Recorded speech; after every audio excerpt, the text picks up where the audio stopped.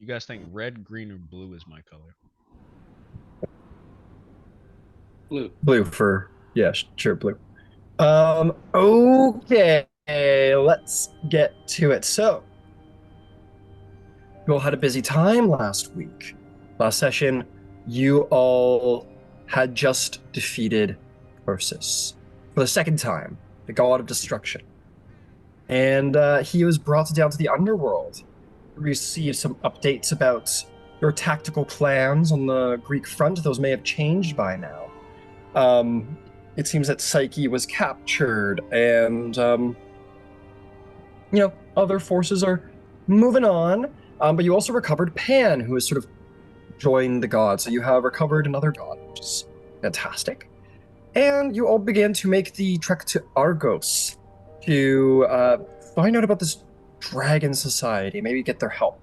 Along the way, Silenos run into his old tribe, the Hunters of the Hunters of Artemis, who were beset by an old foe, sort of Silenos' old mortal enemy, and there was a deadly battle between it and Ouroboros and Silenos and the Hunters, and the fight was great, but Silenos managed to lay this creature low, defeated it, and was celebrated and was praised to be the Ranger Master of the Hunters of Artemis. There was a great ceremony of calling down the moon, which involved a great deal of imbibing certain fungi and connecting with the power of the night and the moon. And all of you got a little temporary power from it. With that, you continued to travel west, towards Argos, to where you saw Sparta was planning to make siege.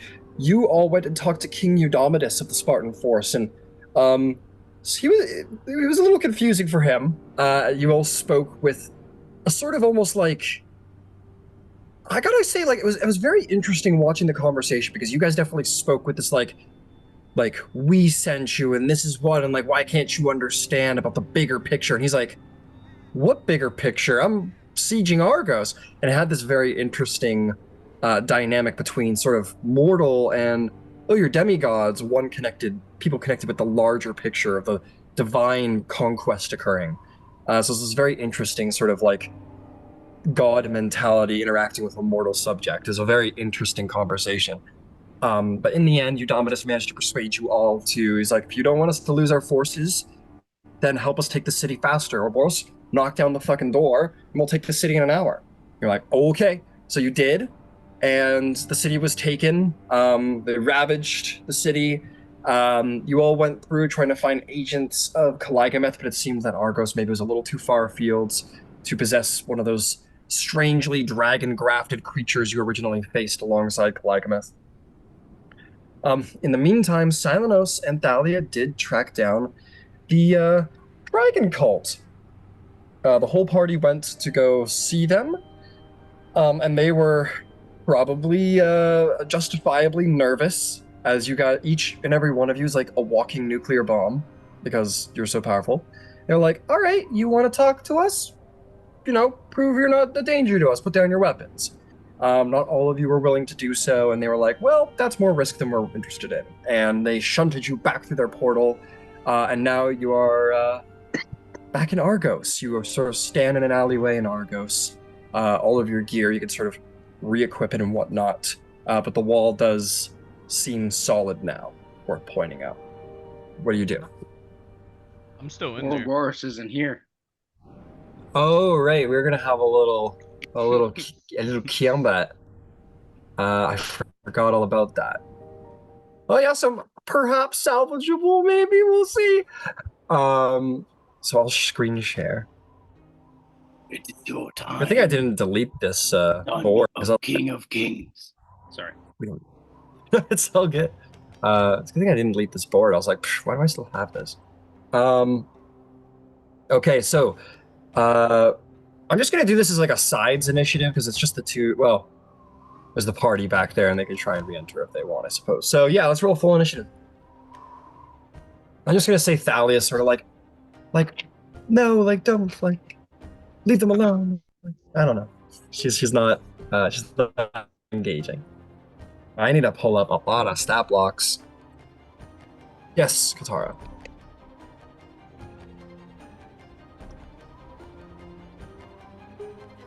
Can't hear you.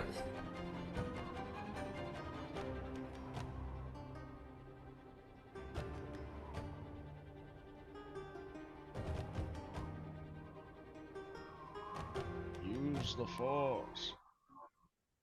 Yes, use the force.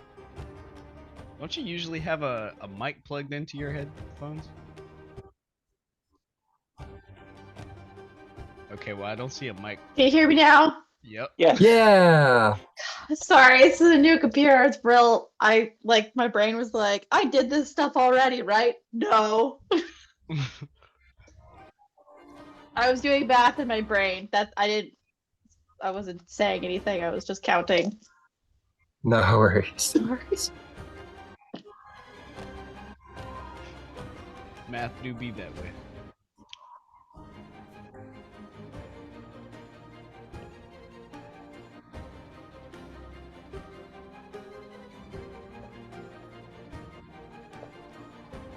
Alright then. Hopefully this is a quick one, depending on what I'm about to do. Okay. Well, it also depends on what the rest of the party's going to try and do too. Yeah. So it makes it a little tricky.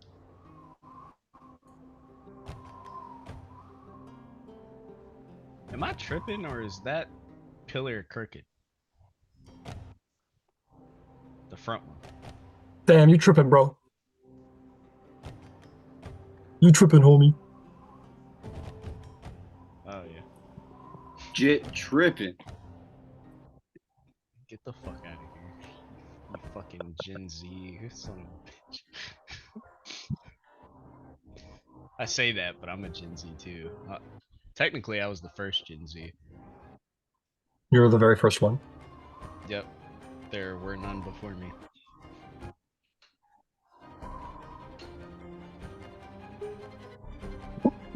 Yeah, you're like the fucked up prototype. Yeah, you know, we had to fix some stuff in the kitchen on the first go around. Original. OG. If you will. Prototype. If you will. I'll be right back, guys. I'm so sorry. No I'm problem. I swear. You're I first got in a lot of initiative. What the dragons. fuck? No, I'm just.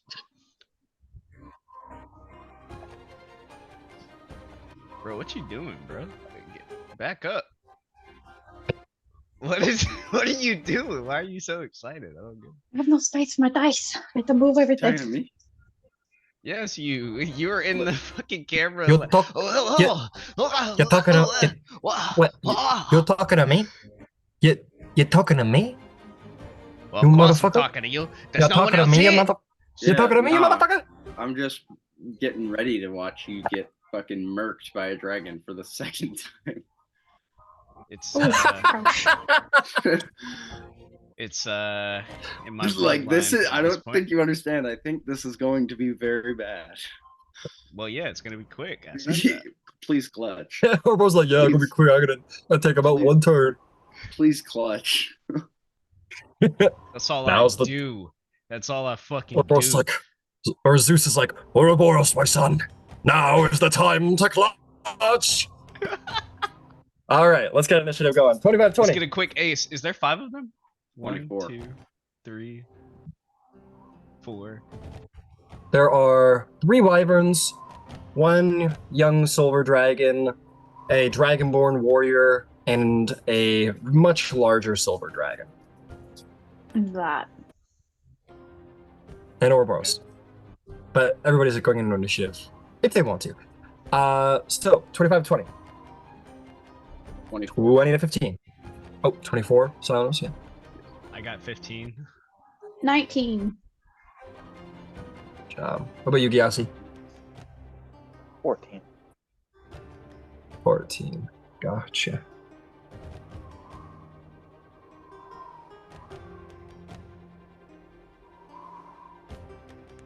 Okay, Silenos. We start with you. You are back in the alley in Argos. You're prone on the ground. You did drop your weapon, so I believe that was your bow. Your bow is sort of just like on the ground. What do you do?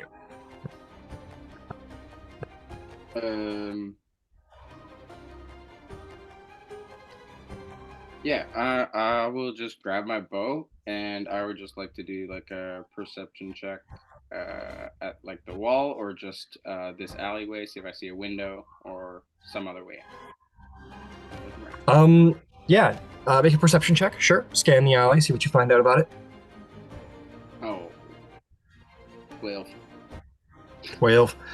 Small wooden gates to either side of the alley. It's about a 10-foot wide alley. You guys were kind of, again, a very sort of, illusory wall. You could sort of feel a cold gale coming from there.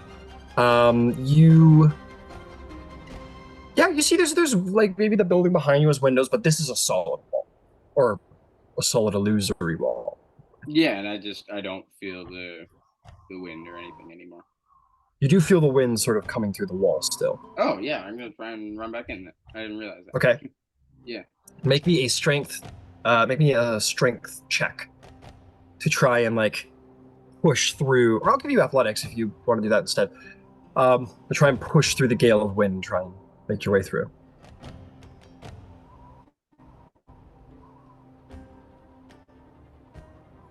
18. 18? You push through it, and it throws you into the back wall again.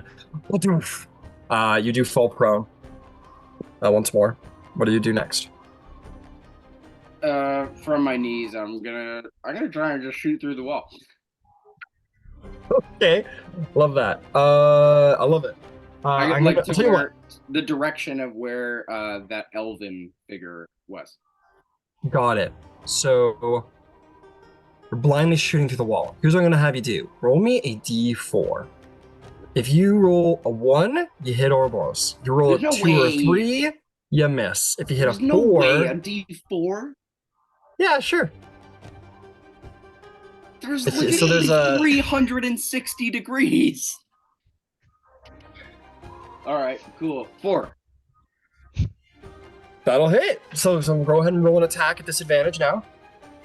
Cool. I'm trying to make blindness a little more difficult. Like the standard rules are like you just get disadvantage, and it's like you can't see them. Like how are you shooting them if you cannot see them? So I don't know. Trying to add a little more difficulty to it. No. When something is obstructed, doesn't it isn't there a thing where you can't target it? At least not directly. If they're behind full cover, you can't target. Oh, okay. I don't, because I've looked up invisibility and blindness, but yeah, go ahead. So I'm sorry. It's all good. A 9 plus, or 8 plus 13, 22, 21. What? Math. Which number? Wait, which one was Sorry. It's all good. It's hard because I have to roll at disadvantage, but I can't do that with my thing. It's an 8 plus 13 to hit. 13 plus 18 to hit. The big dragon will hit. Okay.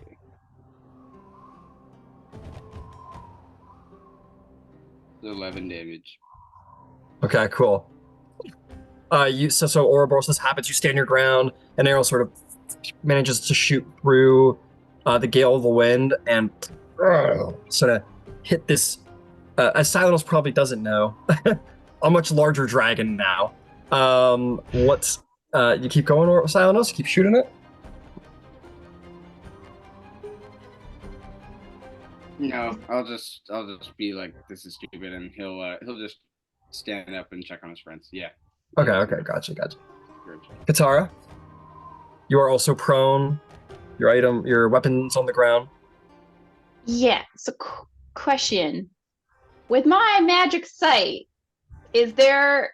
Because I can see, because I have detect magic up normally, and then there's the thing about illusions. I think that's specific to a creature, but can I see any additional detail that might help me get through?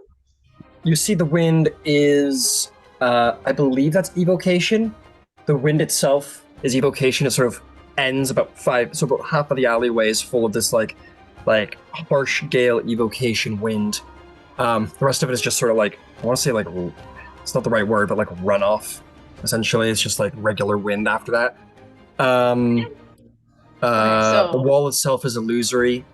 You can see through illusions. So on the other side of that, you would see like probably what looks like a shimmering portal, and the edges sort of have this like almost like electricity like barb around it.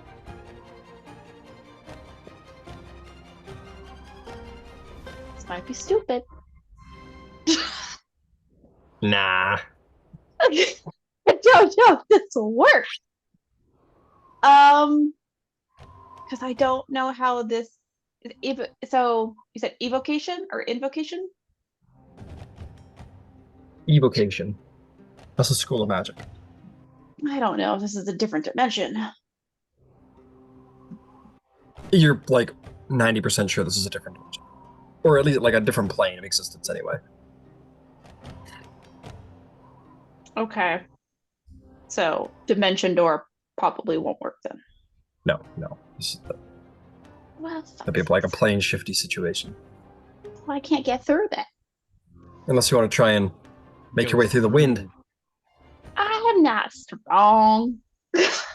Give me a second. Give me a second. Just follow me in a second. If the portal is Well. like a legit like it's a portal, like a physical open manifestation between planes, right? Then you should be able to just walk through it. Yeah, but there's the wind. She has to get through the wind, and she's not terribly Okay. strong. We're gonna try this. I'm gonna cast Far Step on myself, Uh-huh.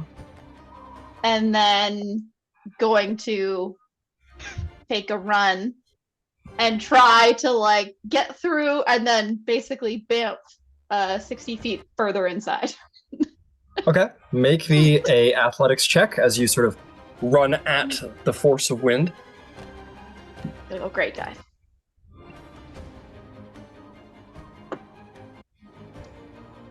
Okay. 18. I like to suck my health. 18. You and Silas at the same time run at the wind and sort of almost like you like run at it, and it sort of slingshots you into the back wall and you fall prone.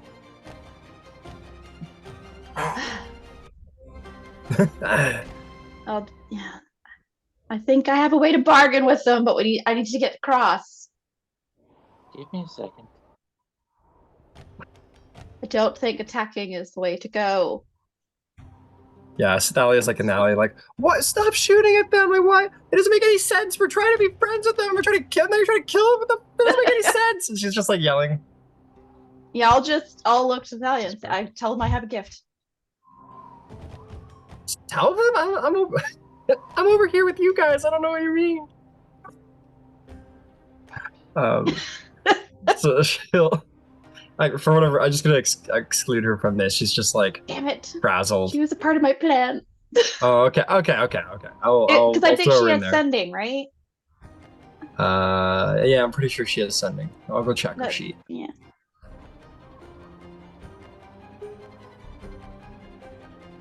I could be wrong, but I thought that's a spell she had. Sounds right. Let me see. She does have sending. Okay, so let's see here. What is she? Sorry, I advantage didn't on mean to initiative? complicate this. No, you're totally good. You're totally good. You guys are in definitely a difficult diplomatic situation here. I was trying to see if I could get there by myself, but that's not going to happen with my +1 strength. I rolled So she rolled really low. 17, So and it's not helping. so you can like tell her what you want her Legit to the do at her exact turn. Same thing happened. Sorry, can you say that one more time? Is there anything else on your turn? I missed what you had said. You told me to tell her what to say. Sorry. Yeah, like on her turn, we can sort out what you want her Okay. to do on her turn. If there's actions you want her to take. No, because that would have been my movement. My action would have been trying to run through, I imagine, and then Far Step is bonus action. Yeah. So All three. All right. Meanwhile, on the other side, How you the see fuck this does sort one of get advantage? dragonborn warrior pull out this bow. It's this almost like it's almost this like opalescent silver bow, and like pulls back the string, and a radiant arrow and like appears like on the actual string. And he just holds his action and points it at you, but he seems confident in the winds and that it'll take care of things eventually. But keeps his distance, holds an action on you, prepares to fire. Ouroboros, the winds surging by you. You manage to hold your ground, but you are half movement while you are within this wind. What do you do? I'll just look at him. Tilt my head to the side. The dragon sort of slowly approaching, menacingly. And I'll just sit down. Just sit down. Mhm. Maybe another athletics check to see if you can pull back the gale of wind. Mhm.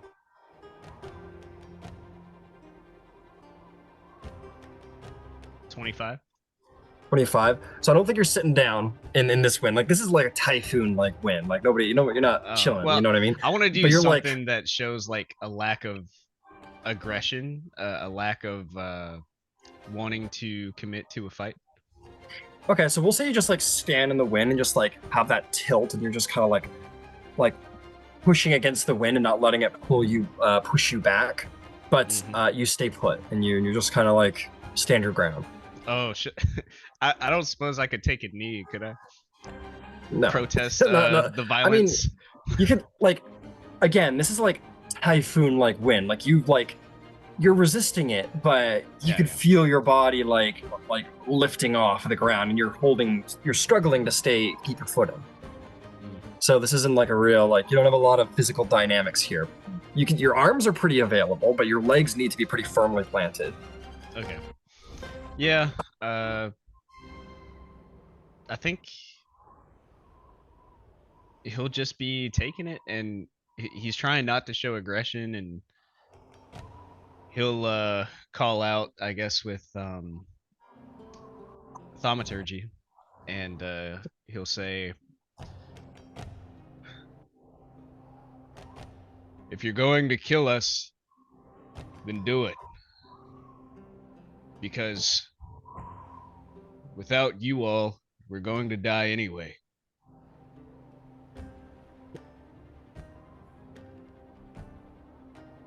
A persuasion check. It's a high DC. They feel pretty beyond diplomacy at this point, so it's a high persuasion check. I feel you. I believe in you. Yeah, I'm going to use the luck charge. Okay. Okay. Wait, is that equipped to your gloves that you took off? Is it? I think so. Probably. Yeah, you had that equipped to your gloves that you took off, and that went through the portal with the wind. I thought he didn't take them off. I thought that was the point. Well, he was asking if he could not take them off, but Yeah, that's fair. they were like, Oh, okay. "We've heard of you." You wouldn't separate an old man from his walking stick. You wouldn't separate a giant from his metal boxing gloves, would you? Yes. They have fingers. Yeah, and I don't know what else I could do.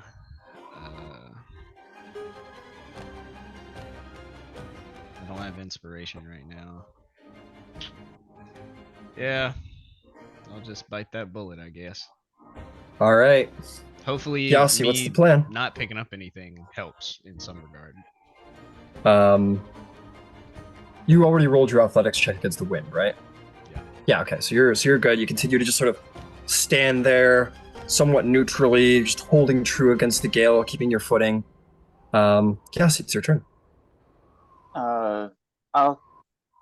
As I didn't disarm myself, I will just pick up the Atlas gauntlets, just dangling from one hand, and from the hip on the opposite side, we do pop the cork on the bag of gales and proceed to march forward. Okay.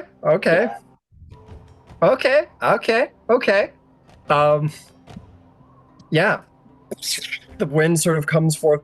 I think so. I'm gonna say it like levels it out because they're both very powerful forces of wind. So it's like somewhere in the middle. There's like a tornado situation happening, not like a literal tornado, but you know. And Ouroboros, you who's like basically like doing this against the wind, suddenly get hit in the back and like full like ass over tea kettle, just like complete like there's no real check. You're like fully braced against like a typhoon wind from the front, and you get hit by a typhoon wind immediately from the back. You just ass over tea kettle like through the snow. Prone, you land there. Gyasi, you definitely emerge on the other side. Half movement to stand up, but like 10 feet to get inside. And you're just blowing that wind in there. And I think they definitely look down like, what the fuck? This is not how you treat guests. I think the Dragonborn redirects his bow at you, and he says, "You're not guests. You're intruders at this point."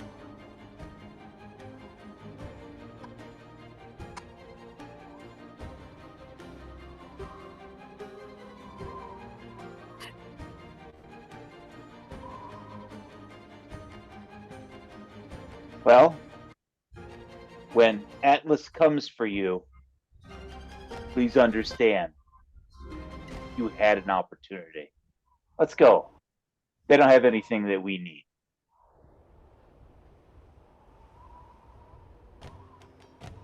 Make either an intimidation or persuasion check. It is your choice. I'm not good at either of them.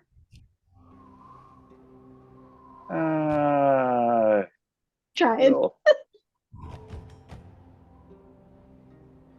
17 for persuasion.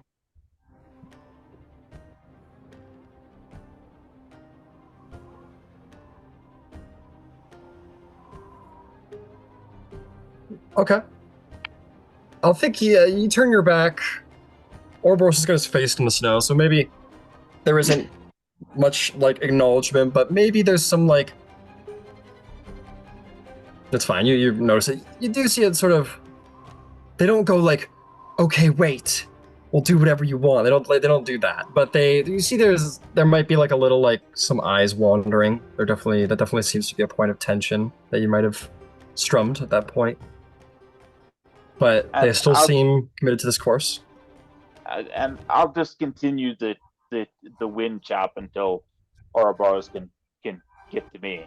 But I'm not making any movements forward other than to breach the arcane plane, and I'm just holding the giant metal boxing gloves.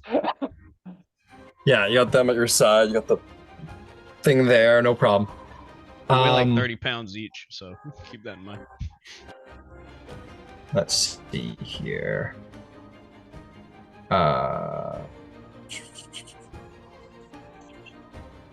Rock Lee's weighted training weights. I think this sort of younger Silver. Do either of the two of you understand Draconic? I believe at the last session I had used tongues to give myself an hour's worth of common language. I think what's your passive perception? Because there's a lot of wind. Passive perception is a 27. Holy fuck. Holy crap. Jesus. So you, Gyasi, despite the like harrowing gale of wind, are able to sort of isolate the sound of the dragon's voice through the wind. That does speak lowly enough for its compatriots to hear, but to any normal situation, it would be impossible for you to hear. But you do. Draconic looks back and says, Goes, Mother, we could help them. And what if Atlas does come? And the larger of the two dragons sort of looks over. That's all. That's the turn. The wyverns just kind of close in a bit because they're a little more bestial. They're not doing like mental aerobics right now. They all just kind of sort of just kind of position themselves very territorial, very hiss dominating. And they just sort of approach in that way and just kind of like prepared for any sort of signal to attack, very guard doggy. The great silver dragon.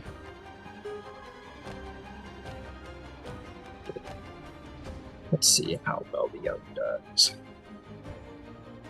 Yeah, man. 13. She kind of looks at them.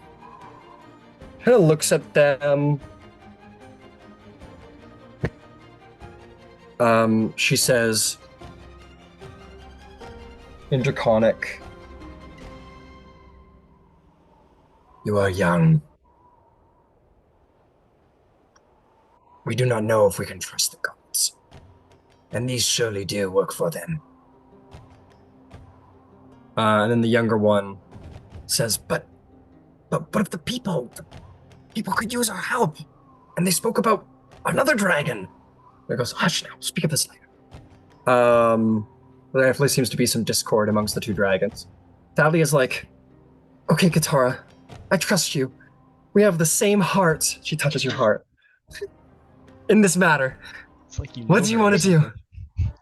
Just remove her hand. Like, no, don't touch Like, me.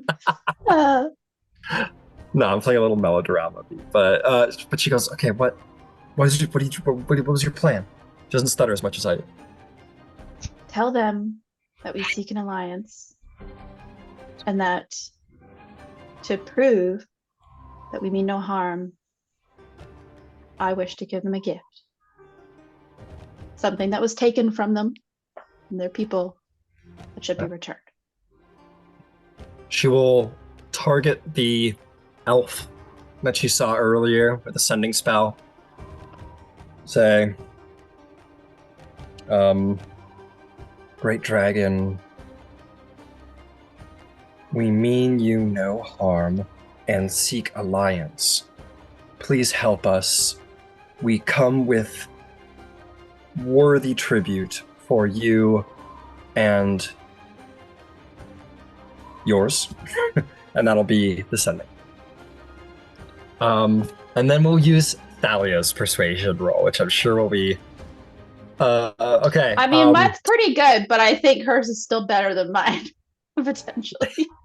Well, she's the one speaking it, so she'll. Yeah. Okay, she's gonna use luck. She's gonna use favor by the gods. She's gonna use emboldening bond. She's gonna use guidance. She's Well, gonna they- use... Full Fuck, stack. she might need it. She rolls a nat Can't one. not fail a roll. What did you say? She rolls a nat one, so she uses her. Nah, it's fine. It doesn't matter. If she rolls though. She doesn't have to. She uses her blood to re-roll the check, and it's a 2. But fear not, she's gonna use favor by the gods. This is fun. I see why she wants to do this. She's gonna use favor by the gods. So she's currently sitting at a nice 13. She's gonna use, come on, where is it? Yeah, she's gonna use favor by the gods. 2d4. 15, 17. Come on, Thalia, we got something more than that. She's gonna use a luck point. Die for. Yeah, I don't think she has it up there right now. There, she rolls a 13, so now that goes from like a 17 to like almost a 30. Because who wants to roll low indeed? Nobody does, apparently. Or she doesn't at least. You see, like, in this moment, Gias Ouroboros, there is sort of like a, maybe you hear almost like, I don't know, maybe this is like the flight, because you're never around people who are receiving your sendings, you know? Maybe there's like a little like it almost sounds like Thalia's breath on the wind, sort of in that dragon's direction, kind of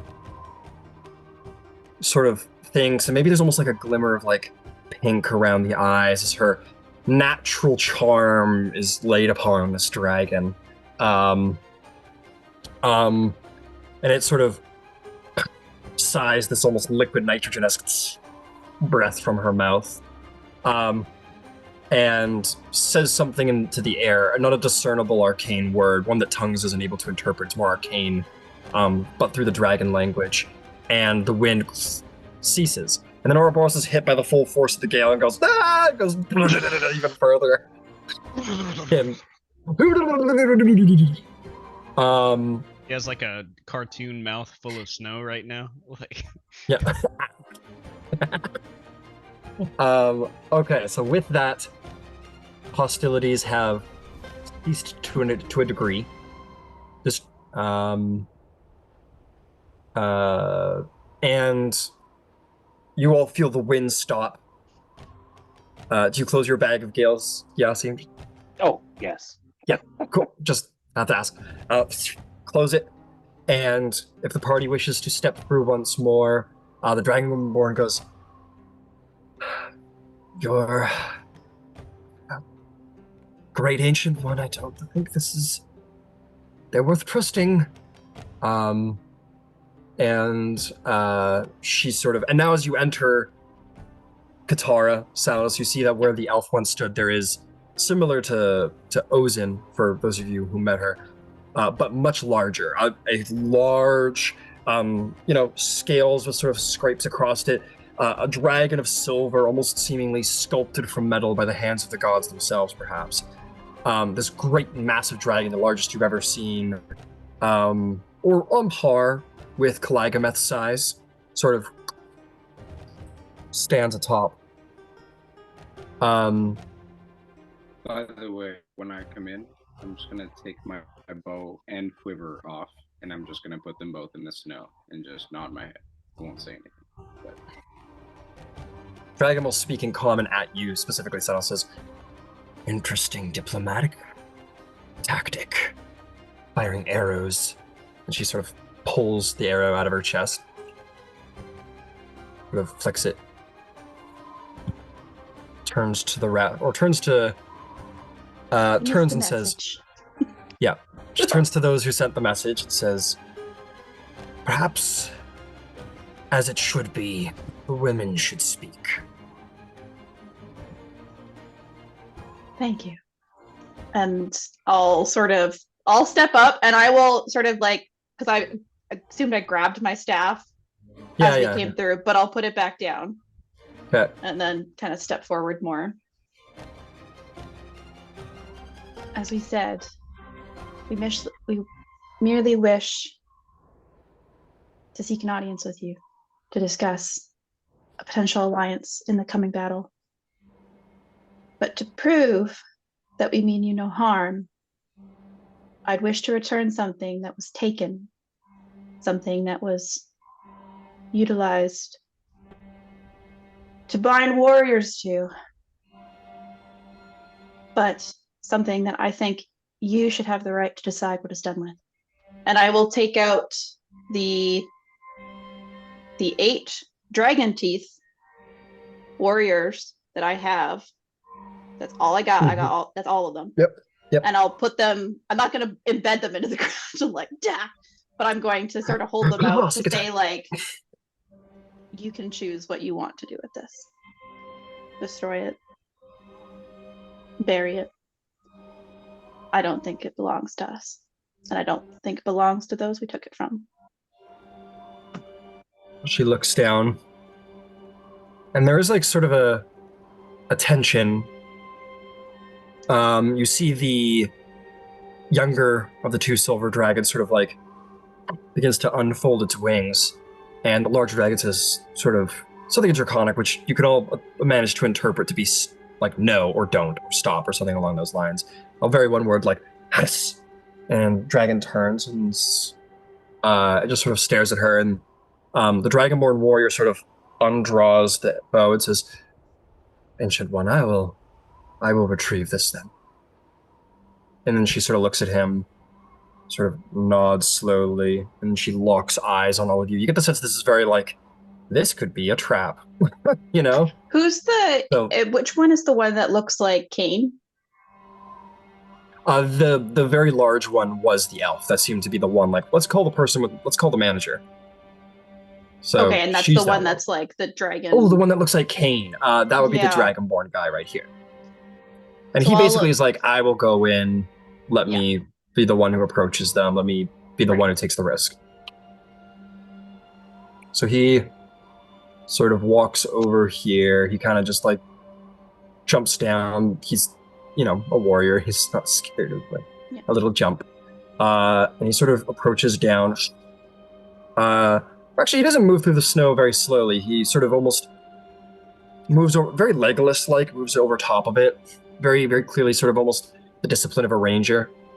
And he moves over. He definitely has a hand on sort of a sword at his hilt as he approaches. And he does so very cautiously, like he's expecting you to attack him.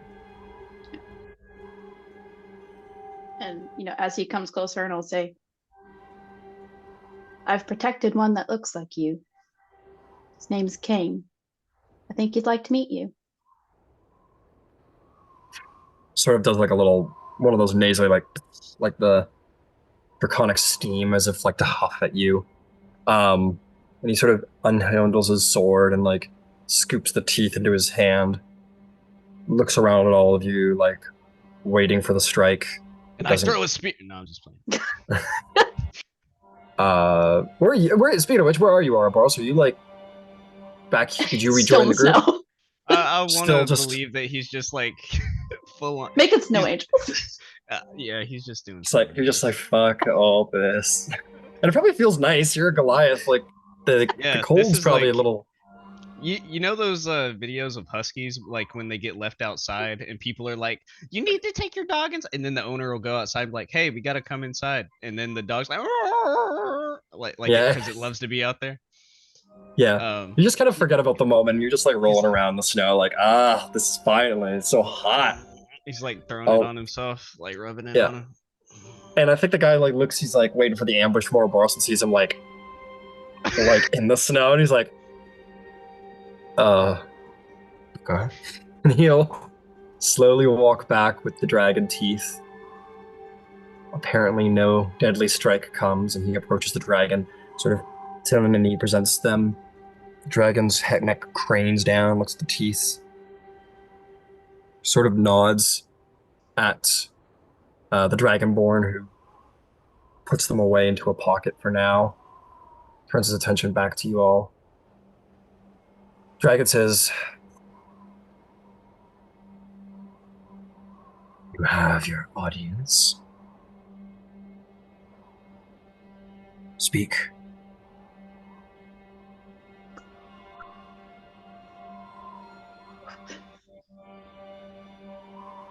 As far as I got, guys.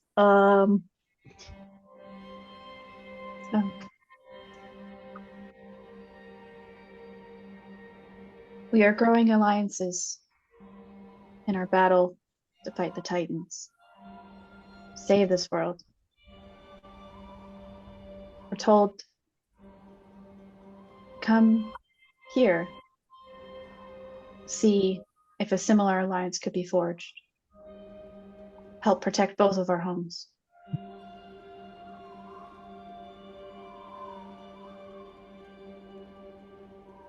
The young Silver looks up at the old Silver and sort of kind of has a look of like, come on. The old Silver says, "You come representing your gods." Yes. Looks around at all of you, says, "I do not make decisions for this place. I protect it. That is left to the headmaster.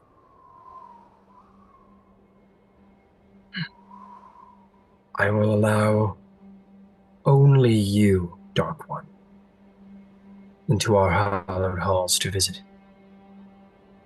The rest will remain here. We'll have not such hostile blood within our peaceful halls." Very well. I'm gonna give the staff to Thalia. Okay. Yep, she'll take it. I'll take off the necklace as well. All right, and again, trying to find reason to leave the PC who's not here out of this. Mhm. She's like, well, could I come too? And then the greater dragon will say, I trust you to stay here and keep the tempers of your friends at bay. And she'll be like, that's probably for the best. Or Boros will like shrug over there in the snow, like, I didn't even do anything. Before you go, Katara, Salanos,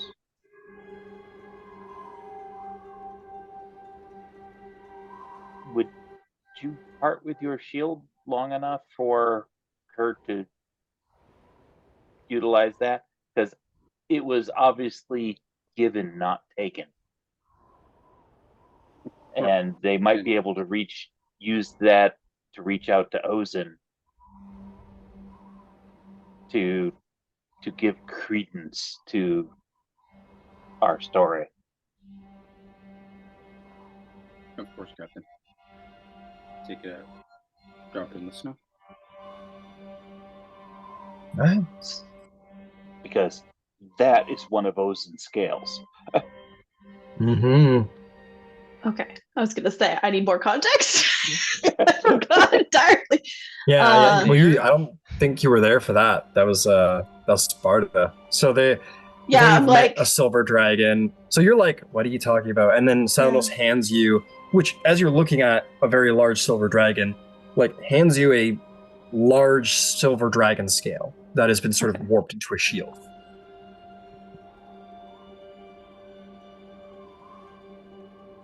was this? I'll like say in his mind, was this willingly given? Yes. Okay, then I'll sort of take it, and they'll be able to. I trust that they'll be able to tell that, and by having part of it, they may be able to communicate directly with those.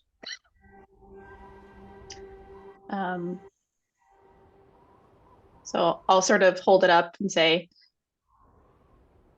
my friends have asked me to show you this as well. Something that was granted to them willingly before I arrived, in the hopes that it shows again. We've made friends with those like you before and hope to do so again. And I'll say, I don't have to hold it if you wish. And I'll kind of point to the dragonborn that came out before and be like, if he thinks it's a weapon, I'll say, if you wish to hold it while we walk. Just there. Sort of nods at you. The larger dragon, draconic, speaks to, and those of you who don't understand it, speaks to the dragonborn and the younger silver, and is going to say, hang on.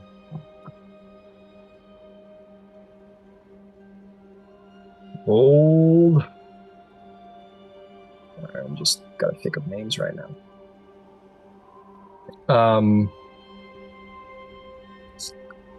She looks over at the younger dragon, says, Hasak, and then to the dragonborn, and says,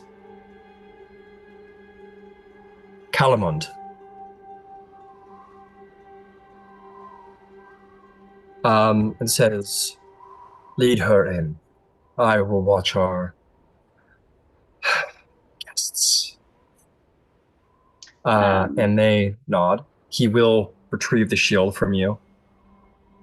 When so I'm gonna hand the staff and I'm gonna take the necklace, the one that the black sapphire, the super dangerous one, off to show that I don't mean any harm. But as I do that, I'm gonna grab a single piece of my hair and rip it out and give it to Thalia.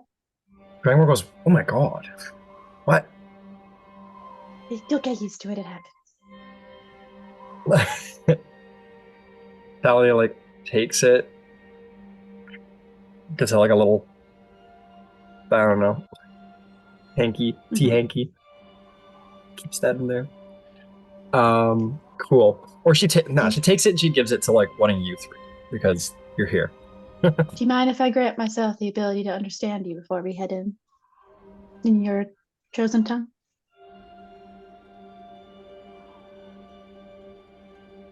They like look at each other and look at you and they go, "No." No, was it You I can't do it, or no, don't do it? Both. No, don't do it. The Dragonborn says, "Better this way. You understand what we want you to understand." Yeah, well. Sure. The larger silver dragon is going to sort of push back. We'll invite the rest of you to come up on the platform. Ryan, real quick, there was a whole interaction between Gyasi and Silenos, where Gyasi whispered to Silenos, "I bet you can't beam Ouroboros with a snowball," and then Silenos threw a snowball apparently at my nuts. So, just wanted that canon. Oh, understood. All right. With sharpshooter, by the way. Just want to. Okay, got it. Roll me a. This isn't a finesse weapon. Roll me a strength check. Or you're proficient in all these things. You could do proficiency plus strength -5. Okay. With sharpshooter. I'm laying down. I'm rolling down.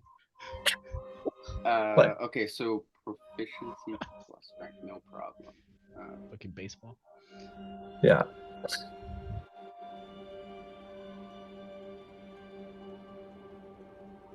That's a. Oh. I'm using luck. That's a 10, but I'm using luck. I don't care. Use luck. Go for it. What better situation to use this in? 16. Well, if nothing, it proves that we're really not a threat. 16. What's your AC, Ouroboros? It is 19. No. You throw it, Sados. You just like full throw it with like as much force as you fucking can muster. Yeah. But it like goes like way off in left field because he's just you're just a little too excited maybe. Sados just gets sad and just walks out. Ouroboros gets like startled like a antelope, and he just like digs into the dirt, like more like a groundhog, and he just like digs into the snow and starts like burrowing. You become like Arctic Fox. You do like the whole like jump head first into the snow. And they're like, I think the Wyvern are just all watching you, like uncertain. The older dragon doesn't care. she's focused. But you, my friend, as you approach the gate, this strange sort of like, I don't know, ornate but also frozen over gate. They approach it. The Dragonborn sort of waves his hand over the door, says some arcane words. The ice becomes water and sort of flows down across the sides, and the actual metal pieces sort of retract upward, which is, to be clear, a level of mechanical, magical engineering that you have never witnessed before in your life. Like, it's just like the combination of mechanics and magic is truly exceptional. So I'm gonna try and make sure we come into this place in sort of a cool way. So you walk down this gilded hallway. Grow you here so you can see the Dragonborn and the Dragonborn in front of you, the dragon behind you. You walk down this sort of gilded hallway. Until you come into an opening where you see a most strange and magnificent sight. You see a very large sort of entry path where there are little Dragonborn children running around, sort of chasing each other happily. You see young wormling dragons of brass and gold wandering around, ornate and ice pillars jutting upward. Again, more of these sort of like strange lightning arc conduits sort of traveling around, various doors that lead into various places, living quarters, other sections of this place, but clearly some sort of hidden sanctuary, and there is a majesty to this place, a gilded furnishing that is truly worthy of the gods in its own way, exceptional. Fangmord says, yeah, this way. You walk, all the dragons watched you go by, Katara, with astonishment. You're the only person in here who doesn't have scales. So they watch you as you walk through. Man, I'm just struggling to find good music for this place. Okay. Going Let's through see. notes right now, so it's all good. It's all good. No problem. Let's try that one. You wander through the Dragonborn and the dragon at your back. Wander through, you hear the hissings of draconic. And you approach this massive pile of gold and jewels and gemstones, offerings of fish and meat, sort of placed almost altar-like. And the Dragonborn sort of takes like a couple, or actually takes the dragon teeth from his pocket that you presented, sort of throw them into the pile. And the pile seems to almost become one, and then two, and just sort of part like two masses that are alive in a way. It's very strange. And then once again, that sort of ice gate drops, and you and the Dragonborn go forth. The dragon staying behind. You walk through another hallway until you come to. Jesus, why is he so big? That's insane. There we go. You walk inside with the Dragonborn, and you enter into this very interesting room where there is like a map of Greece. There are various experimental components around alchemy. There's like a wizarding table. There's also a couple of books and bookshelves.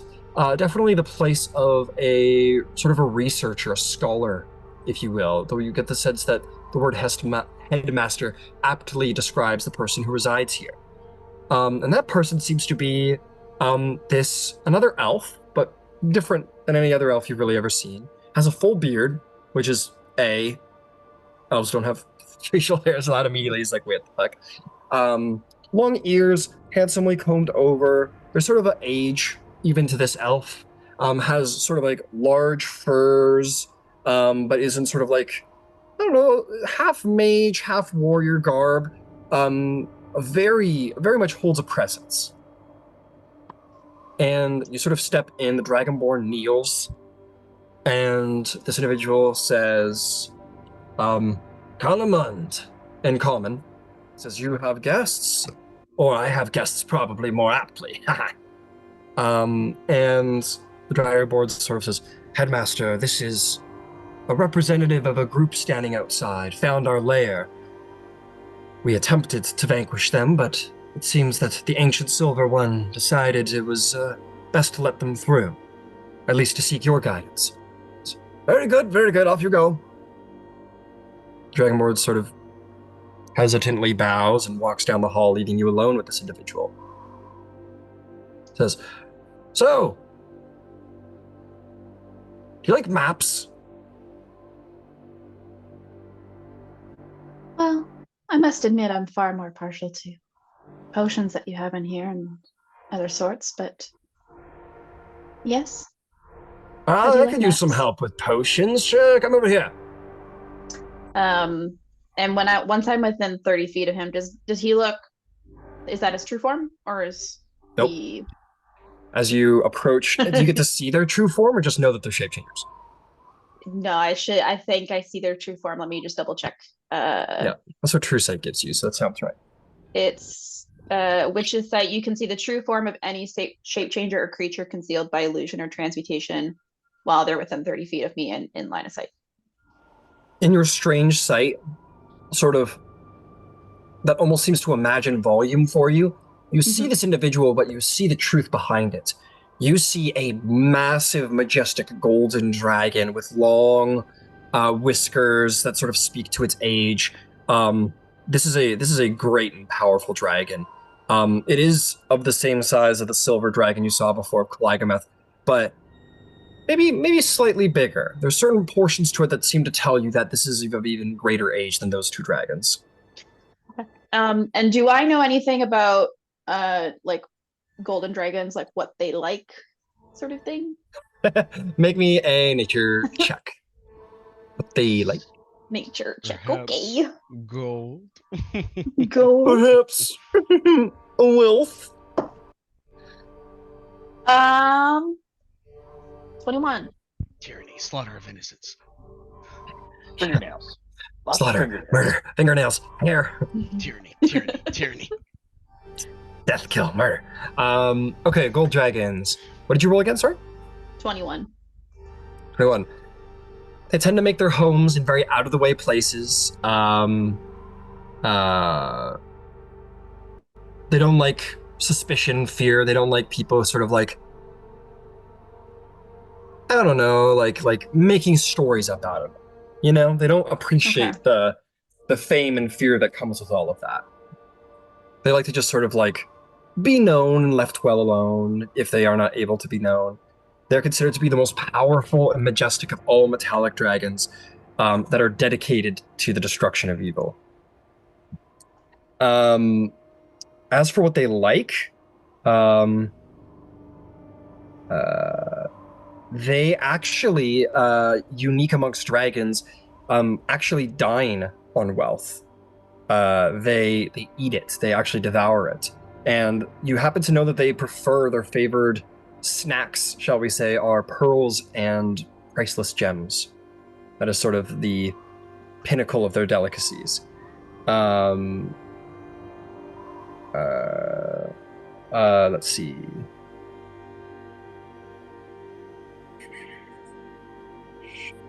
They are considered to be the most aloof. They're somewhat aloof and somewhat grim amongst the gold dragons. They're not as carefree or whatever. They could be a little dark, a little. I think they're a little better than everybody else. And I would say they also are considered to have the most exceptional and well-guarded hoards of all the dragons. Magical wards, vaults, and stuff. So they have refined taste, I guess is the final answer there. They have very refined tastes in magic, And then the scary pearls, lady, gems. it's great. Yeah, the scary lady. No, I was just laughing. It's like, let's send in the scary lady. Yeah. Okay. Yeah, so I'll approach the table. Okay. He's got a number of potions and goes, I'm working on a number of concoctions. I just, well, let me ask you. What sort of, potion would you make if you had all the resources in the world? Well, I'm working on one right now. Fellow herbalist, alchemist, perhaps? Someone who's cursed and is looking Oh. to end said curse. Fascinating. Well, I can see the ley lines of a curse upon you. You have my condolences. It's my own fault. Just- I looked in the wrong book. It's something ought to be done when curiosity takes its toll. Yes. Sort of looks into your eyes and he says, I see you're not like others I run to of your shape and size. I see there is more years to you than others. Yes, I didn't quite come from here. Well, my line was cut short quite quickly, and I was raised in the underworld. Spent my time there until I was called forth to help in this fight. Fascinating. Are you alive or are you still kind of dead? Kind of dead. Very interesting. I haven't interacted with an undead in Several years. Well, If you'd like, you can cut off a limb and I can grow it back. People in Elysium seem to enjoy that. I guess I can reattach it.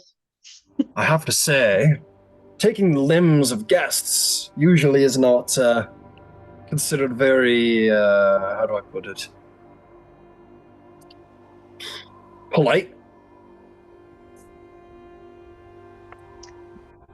I mean, I find it entertaining, so.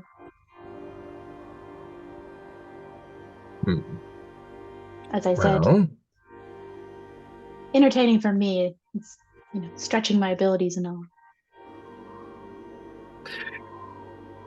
Well, all right, you've intrigued me. If you insist, just gonna make sure the door's locked. I'll hold out the arm that Achilles did not cut off, so that I can have 2 scars. Cool.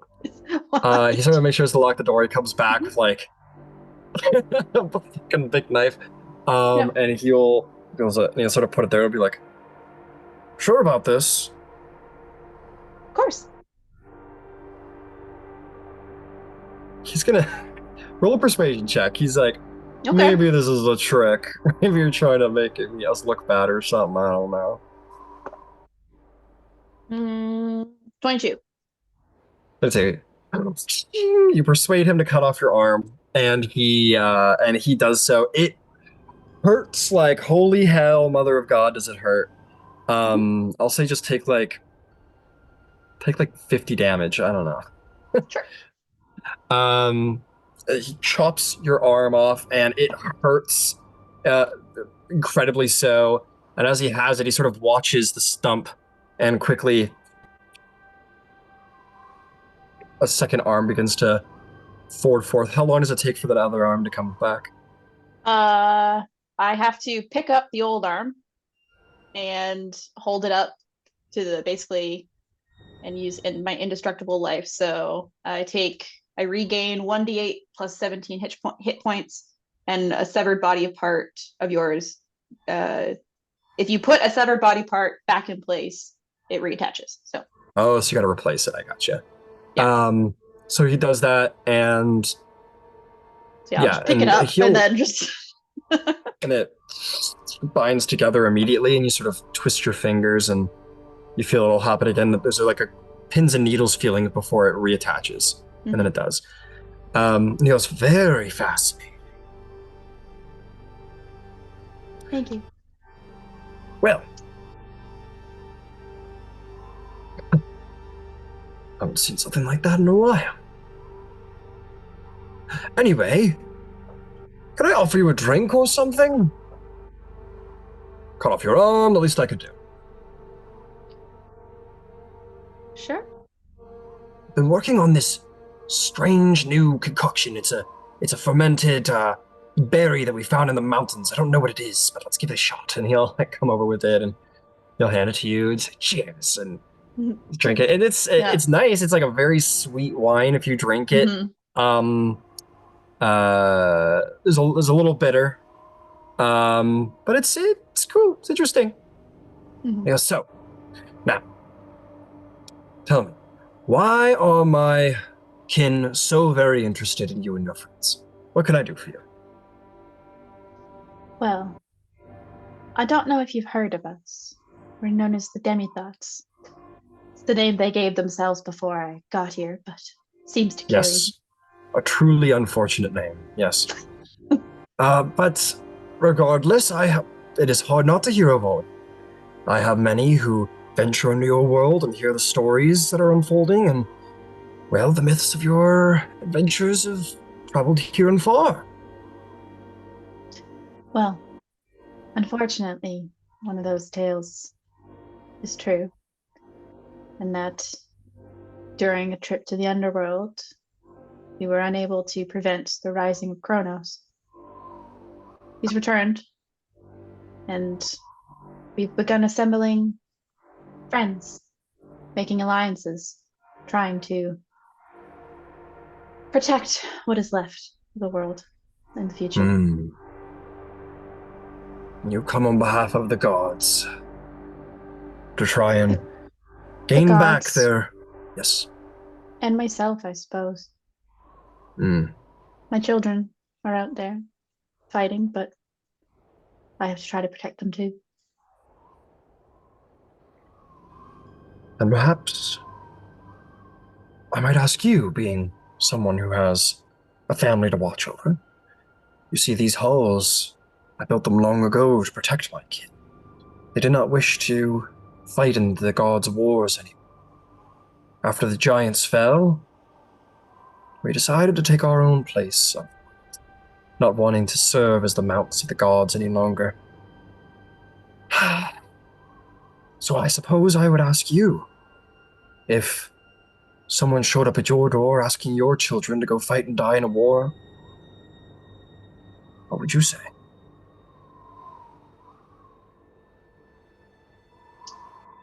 I certainly wouldn't look too kindly on it initially, with that being the fate, but I have some ability to foresee into the future, ask questions, divine answers. And I think I might know that perhaps the risk of not fighting is just as great. I don't foresee, if we fail, the war not making it to your door. I see. I am somewhat reluctant, but yes, please. Cronus doesn't mean to keep things. He wishes to destroy everything. We've been told so by someone from another world. Came, trying to help here and save what he could from his own world. But from what I've heard from that, there's not much left. He sort of has kind of a cauldron at the back, as you can see, and he sort of like leans over and he says, Kronos has rose then. If he wins this war, he'll wipe out all competitors. His son, his daughters, they overthrew him, I know that much, and they were weaker than him. And we dragons, yes, we are weaker than the Titans, but we're still a threat to be reckoned with. I expect the same would happen to us. Should he win, hunt us to the brink. I fought in war, and I fought hard in war, young lady. It's difficult. There's a moment here, Katara, and everyone outside's going to feel it as well, not knowing that this is all happening in Synchronicity, but you all feel it. I wish Thalia was here because I know she's war weary. All of you who have sort of been maybe feeling like the weariness of war, the tediousness of it, the sort of just wanting a little bit of peace. You feel that shrink. And you feel taking its place around it. You feel fury. And you feel sort of a vindictive passion towards those who have wronged you, sort of flood back into your heart, as you felt maybe once before and didn't realize it was gone. Yeah, Silas just starts shooting all the dragons immediately. That fucking way! But you all feel this sort of passion to fight. And as you feel that sort of wave, Katara, you look over at this person known as the headmaster, and his, almost in tandem, his expression becomes a little more grim. He says, "It is the curse of we long-lived ones, to watch those around us die, to go through life without companionship. Perhaps it's time to stop running from this truth, trying to preserve those of age. We dragons grow strong with age." Looks back at you, Katara. Make a persuasion check. You may have advantage for some unknown reason. Okay. I'm terrified now, guys. Oh no, it's the big one. Oh, it's a fucking big one, but don't worry, you're a fucking warlock, right? You're good at this. This is your whole thing. 26. Thalia would be impressed. Our Lord and Savior Thalia. You sort of, as he turns to you and looks at you, maybe you don't even notice it, but you have that look of like let's go to war on your face, like you feel it. And he looks over at you, he approaches you, and he says, "I will compromise with you, young one. What is your name?" Katara. Katara. Katara of the underworld, I compromise with you and yours.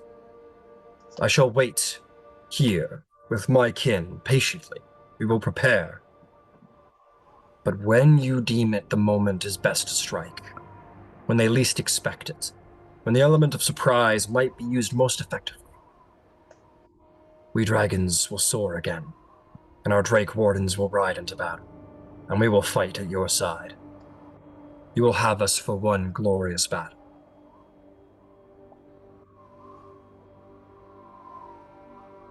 Be sure to wait till the Hammerfell strikes the greatest. Do we have a deal? We do. And I'll hold out the hand that he cut off. Yeah, he does one of those. Your hand falls off again. He's like, "Oh god, oh no, oh no." You're like, "It's fine. I just gotta reattach it." Yeah. Okay. No, you guys do one of those arm slaps, and it feels pretty cool to get to do it once. Maybe you quietly think to yourself, "It's possibly." It's up to you. But you do one of those. You sort of make the link of fellowship, and he says, "It'll take some time to bring my people around to this. Hopefully, you won't call on us too soon." And I'll sort of say, like, as we have their hand clasped, and I'll just say, "Might I add, your true form is something quite unlike anything I've ever seen. It's magnificent." You're very kind, young lady. You're like an old dragon, proud to go to war once. Now, return to your friends. Either they or mine seem a little prickly to be in company for too long. Perhaps it's best we cut this short. Is there... I'm trying to find a way... Is there an object that you might be able to grant that we could use to connect to you, to send this message? I myself can travel between planes with an object, but getting messages across is difficult without something. My party member can do it, but if there's an object from here, I think it'll make it easier. Yes, I think that's something you'll appreciate. And he sort of walks into his shelves and starts, ding, ding, ding, moving books and vials and such. And he goes, "Here we go." And he takes from the shelf a human skull. Or actually, no, sorry, it's not a human skull. It's a dragonborn skull. It fits in the palm comfortably, and he hands it to you. Because I think you would appreciate something of this design. Of course. And before you go, yes, I thought so. But is there anything else that I might aid you with? Potion ingredients. Yeah, I'm opening it right now. Okay.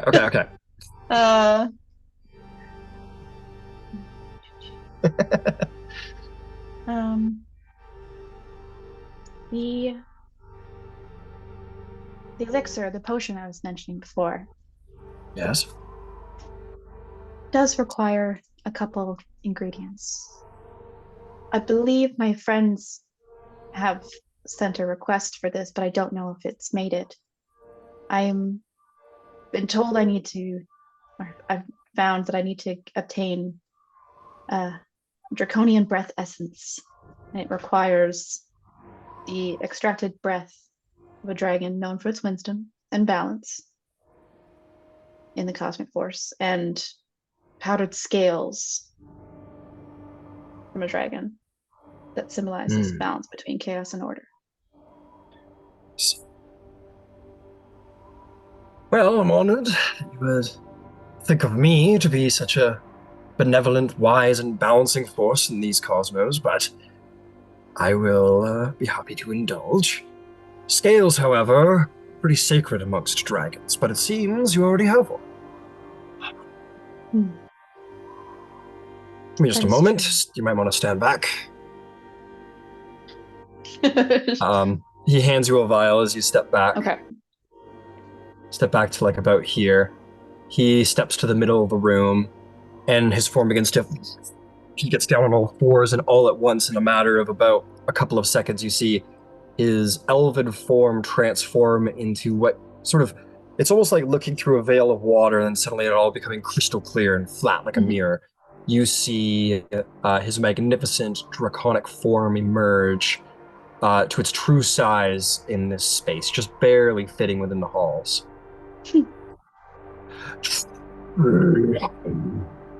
Its breath sort of vibrates the very air in the very room around you, and as it bows its large head down to you,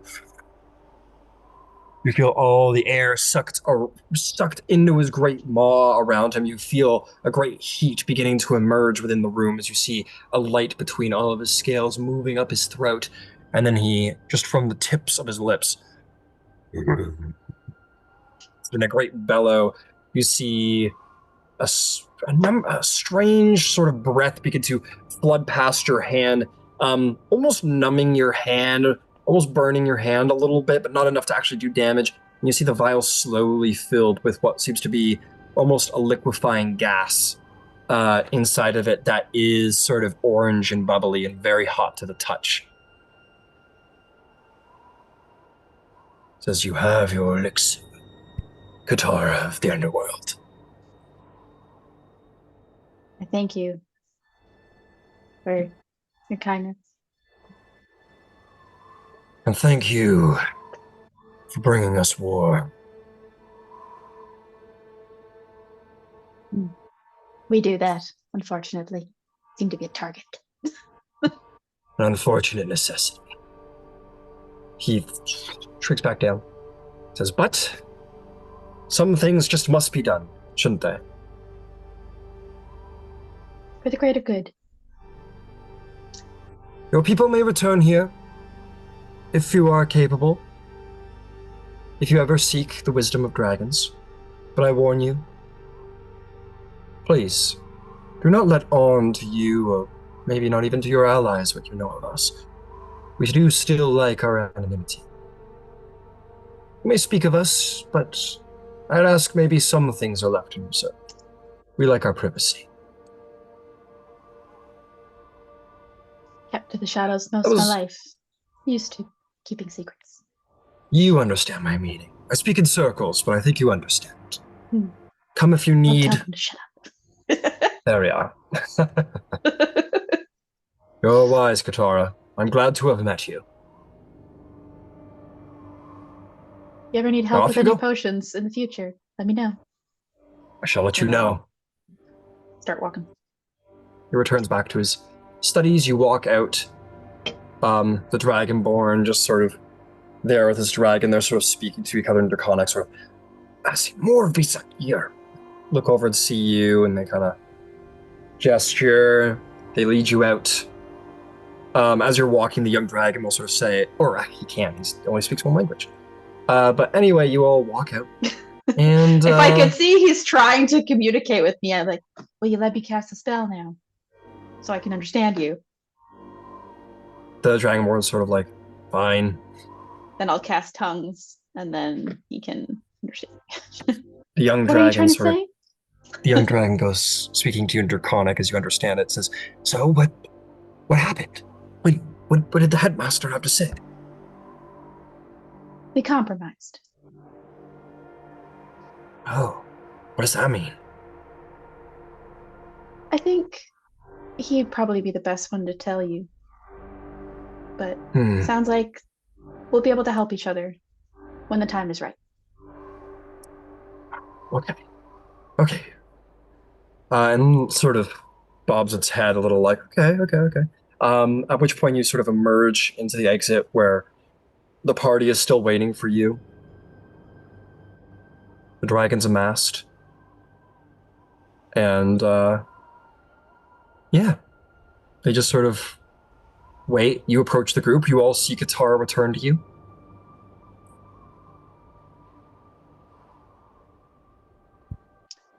How'd it go? It went well. They've agreed to help us in a moment of great need. Told us to call on them when the time is right, and they will help us in one battle. They Just wish to one? help. They wish to help, but they also know that they have to protect their home as well. Yeah, I guess that makes sense. Told us to pick the battle wisely. Well, I have just the battle in mind. I think, and I'll sort of hold the dragon, the skull out to Thalia, and I'll say, I think this will be the way we can, hopefully you can connect them. I can't. She goes, oh, thank you. This is so wonderful, Katara. Thank you. She like takes the You're skull and welcome. like puts it in her bag. I can't communicate across planes very easily, so.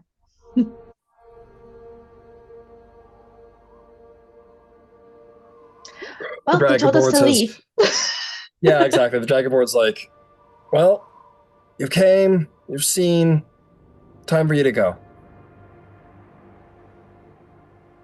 Oh, also, don't mention this to all the people. They've asked us to keep this space secret.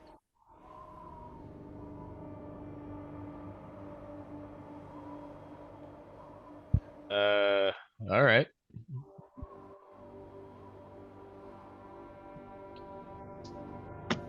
And I'll start walking towards the door. Fantastic. You all walk towards the gate, leaving the dragons behind. They watch you go without very inviting words. As I'm sure you know, and the rest of you are sensing, Katara, they're very protective of their privacy. And you all exit back into the newly sacked city of Argos once more. And I'll take my items back once we're on the other side. Yeah, and I'll Figure give you out your items back. Yeah. how to do this freaking damage.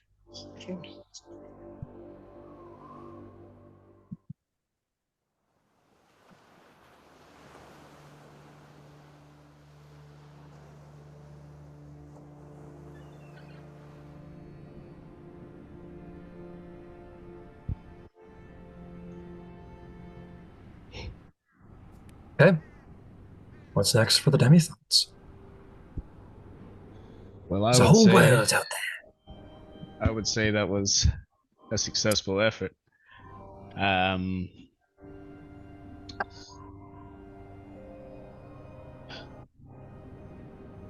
I feel that we should well, I guess the Spartans already know their role to play in all this, but I took the shield back, by the way. Cool. Before I forget. oh yeah, there was no chance I was gonna, let them keep that. It's like, it's like I was prepared to do whatever I had to get that one back. Like, come on. Yeah, I would have to show that dragon who's boss, I guess, huh? You said there were kids in there? Come on. That's a Tuesday. What's a Tuesday? Never mind. What do you do on Tuesdays with kids?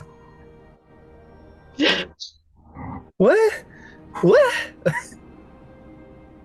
Suffering's got to be spread. Somebody's got to do it. So, gang, what do we want to do? Do we want to go back to Ayaya? Or do we want to go back to well, just stay on the quest? I think it would make sense to check in.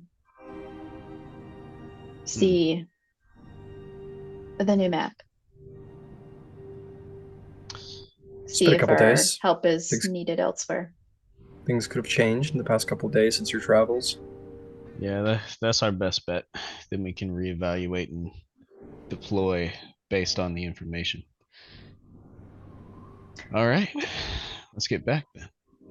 And the shield was Silenos's? Is that what I heard? Yes. I'll hold it out to him and I'll just be like, how attached are you to this?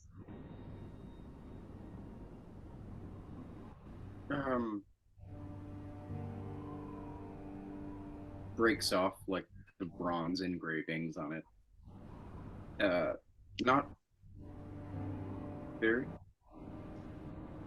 I need powdered scales for potion I'm working on.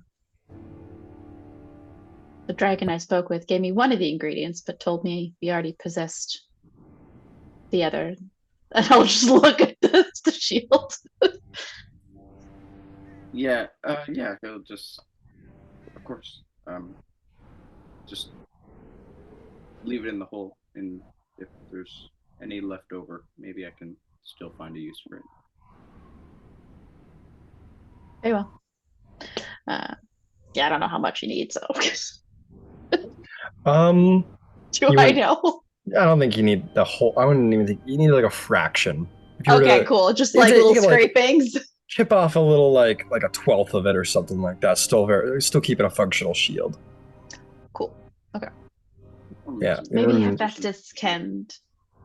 I'd even say maybe you could do like a scraping of like the outer side even, and like you Yeah. could still function. Just like thin it like barrel, just enough for like it's an elixir. Like you're not creating Yeah. like a huge jug of it, right? It's like a little Yeah. just a little Perhaps the- spice. Jungle juice potion. Yeah, jungle juice potion. There you go. Perhaps Hephaestus can extract what I needed without damaging the appearance, functional aspect of it. Because I don't trust myself with a weapon or with friggin' armor or whatever. So whatever you've turned this into, I don't know. Turn it to a shield, yeah. Uh, Dahlia says, "Okay, I can teleport us at any time you all want. With the power of love." Yeah, do it, Dahlia, please. Okay. Use the power of love, as Okay. you call In it. order to activate the spell, we all have to say one thing we like about each other. No, I'm kidding. Oh, brother. As you cast teleport. What if I made that a PC? Like, what if I made Leonis like that? He's just like super into like I don't know. Peace all and let's come love, together. man. It's just love. Yeah, like a hippie. Like it's all about the love. Man. Let's get like have a smoke out by the back. Teleport goes just fine. You all bamf over to where I am. You appear outside the halls that once belonged to that witch, not Katara, the other one. And yeah, oh right. And yeah, you have made it. Talia's like, I'm going to bed because I'm sad, and she's gonna go to bed. She goes inside and she sort of disappears to her room because she's still mourning.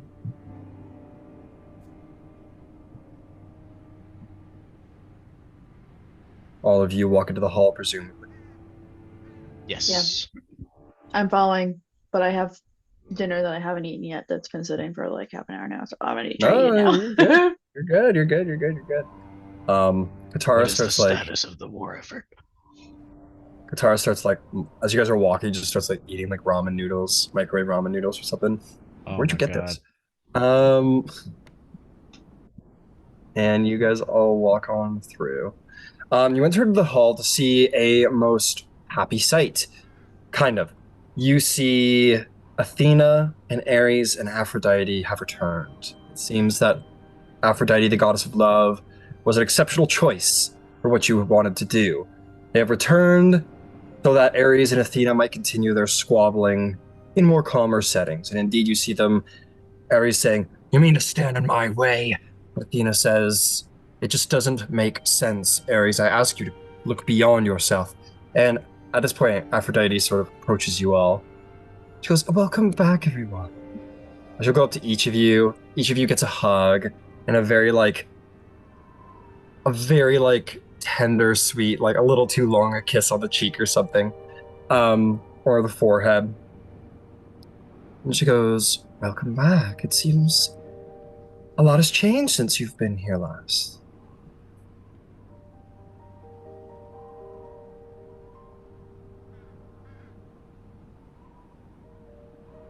Well, good talking to you all. It seems it has. The tides of battle seem to be shifting as well, all over. Yes, you'd be right about that.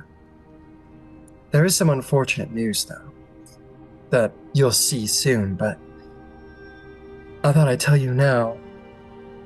Very unfortunate. It seems that Hera was captured by Atlas. Hera.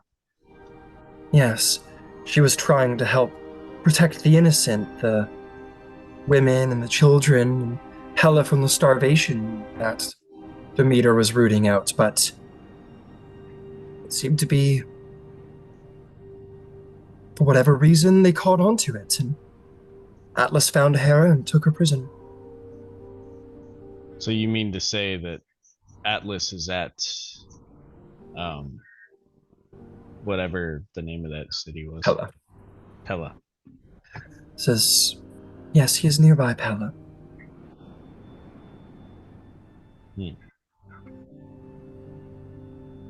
Yeah, I don't know as much as others may, but Hermes, and like a whisper into the air, and immediately the god of messages arrives to sort of a blast of wind. He says, Aphrodite, you're looking really good today. How are you? What's going on with your hair? You look amazing.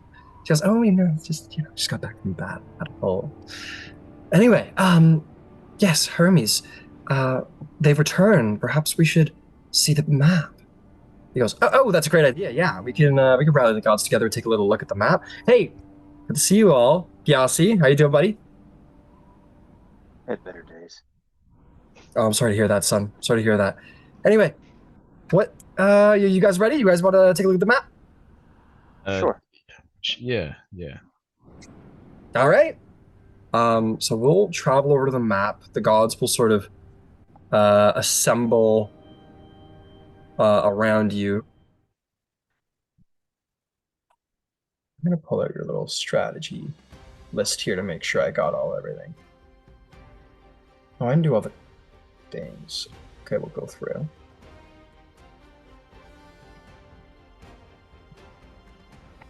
They'll gather around. As it's sort of being gathered, Athena will approach you all. She'll say, so, I have you all to thank for sending Aphrodite to free me and Ares. One could say. A wise tactic. What is a war without the gods of war? Indeed. And the I'm Spartans inclined to need agree their with- leader. They do. Holding up the world pillar. I forgot about that. My fault. For some reason, I thought it was Ares. My bad. No. My city is Athens. But all war that requires good sense, I will be at the front of. Very well. I admit there was a merit to Hera's dictation that you all take charge. You all have more unity than we the gods have. But I implore you to remember that we are not without our merits. I will be here to provide advice. Hopefully more sound than what you have been receiving.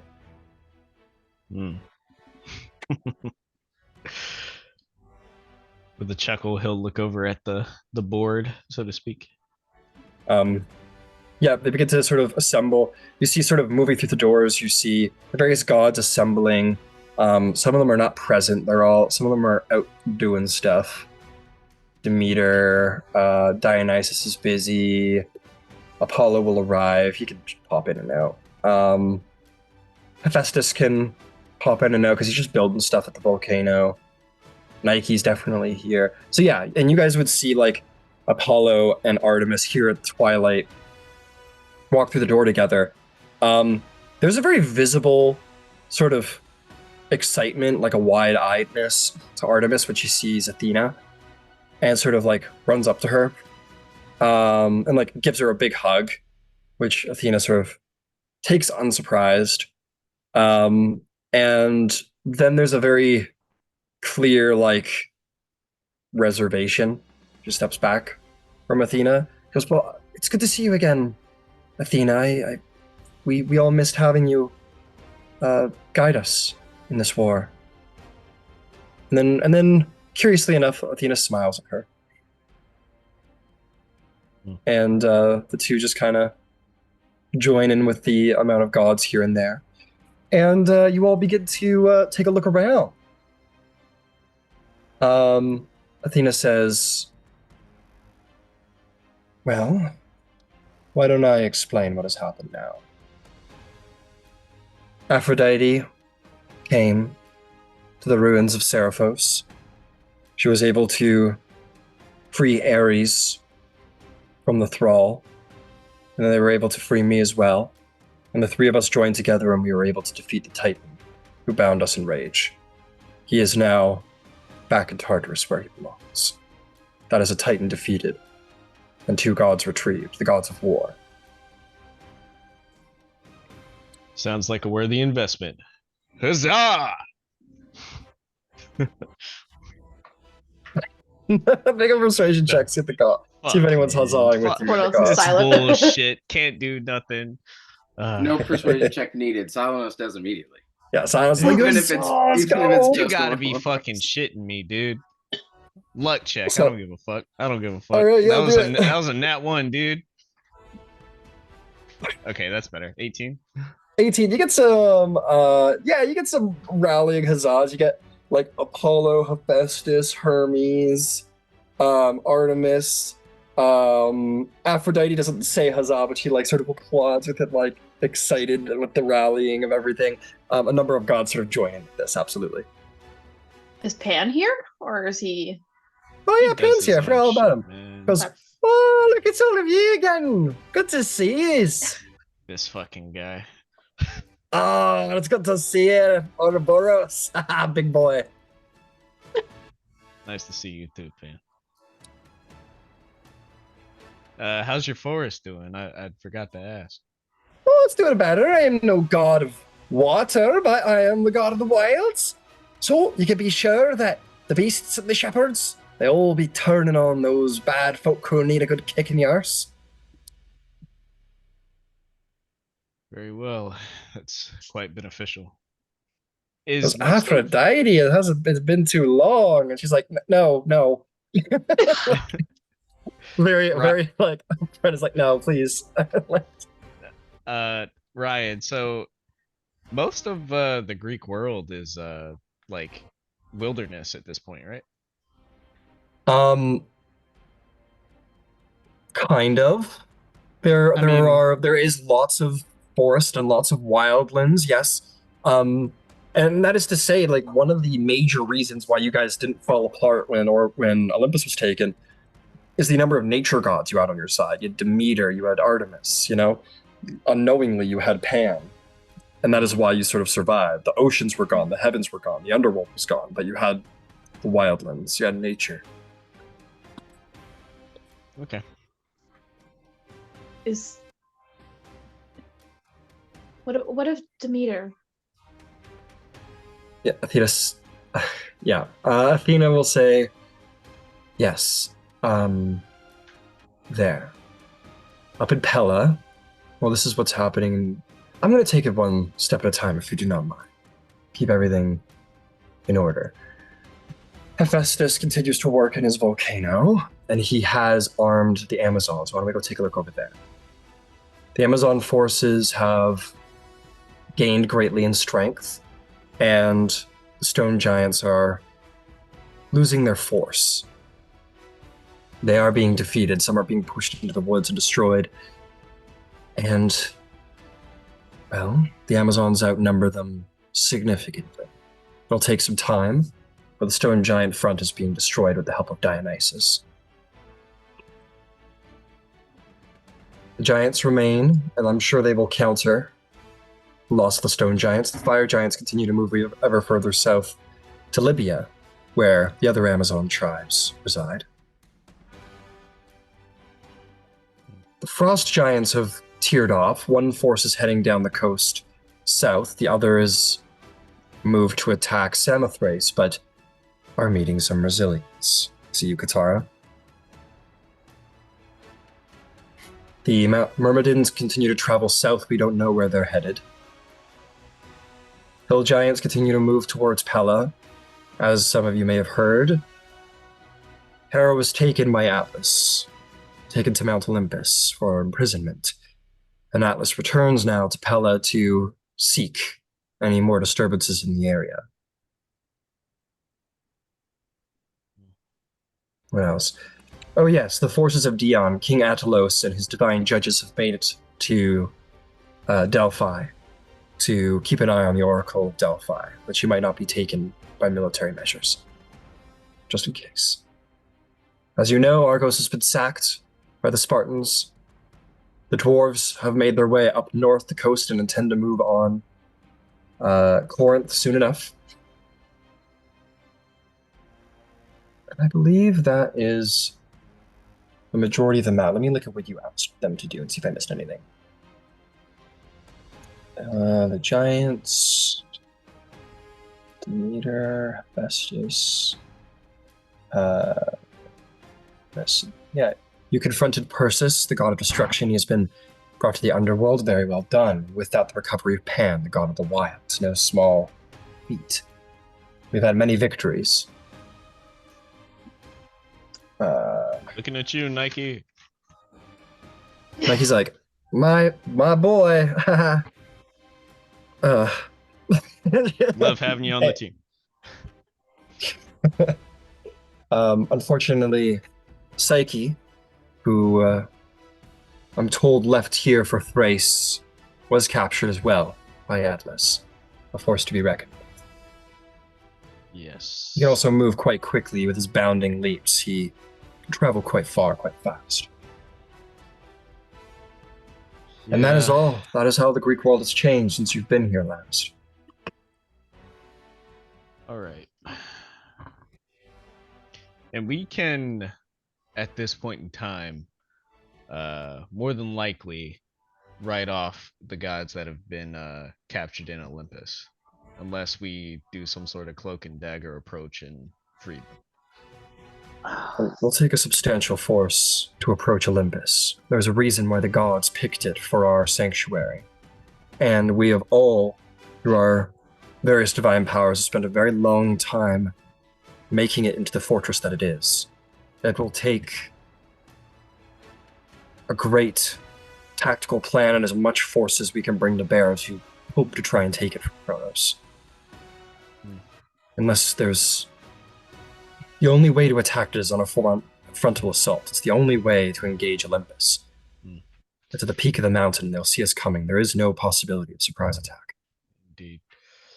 I will take a moment to whisper to Ouroboros, unless somebody uses the back door. Yeah, I believe she told you guys about that. Has she brought that to... I don't think she's brought that to the gods' attention. She told you about it. No, it told So they're us. told not to tell the gods, right? Yes. Yeah, well, you were told to not bring the gods when you go there, is what you were told. Yeah. Yeah. There is. We do have I do have an ability. There is potential. It'll, put me out of commission for a bit if it goes wrong, but I might be able to contact someone that's there, someone that's trapped, gain some insight on the situation. But, Athena says, then you should use it. we have to be careful with what we ask. It can only be yes or no questions, and again, if it goes poorly, I'll be out of commission for about a day.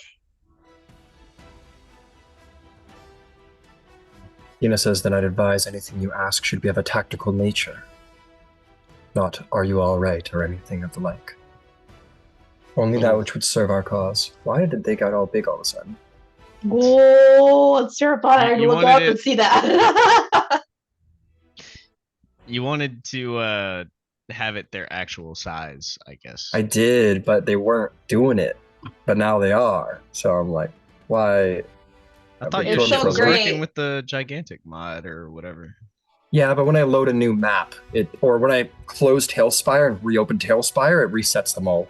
Oh, okay. So, but apparently not. So anyway, Katara, when I went off into the woods, I did pray to my father. And even though he didn't reply, I got the sense that I was heard.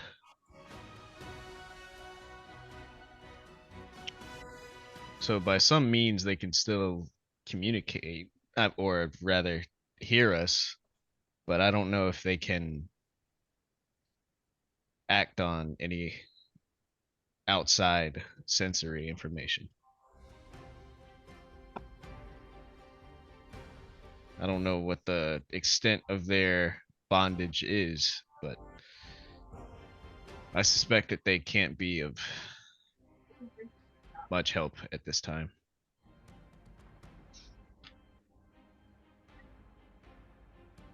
Suppose it's worth a try.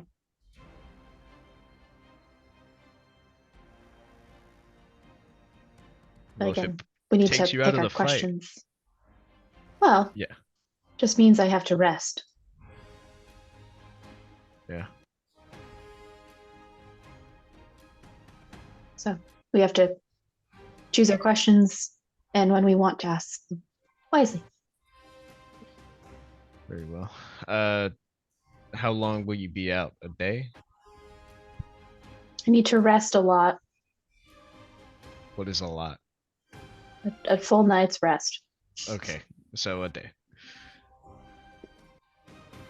Or a night. So okay. Let us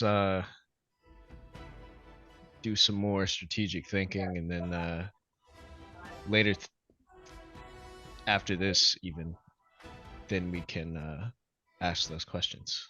Does it sound good?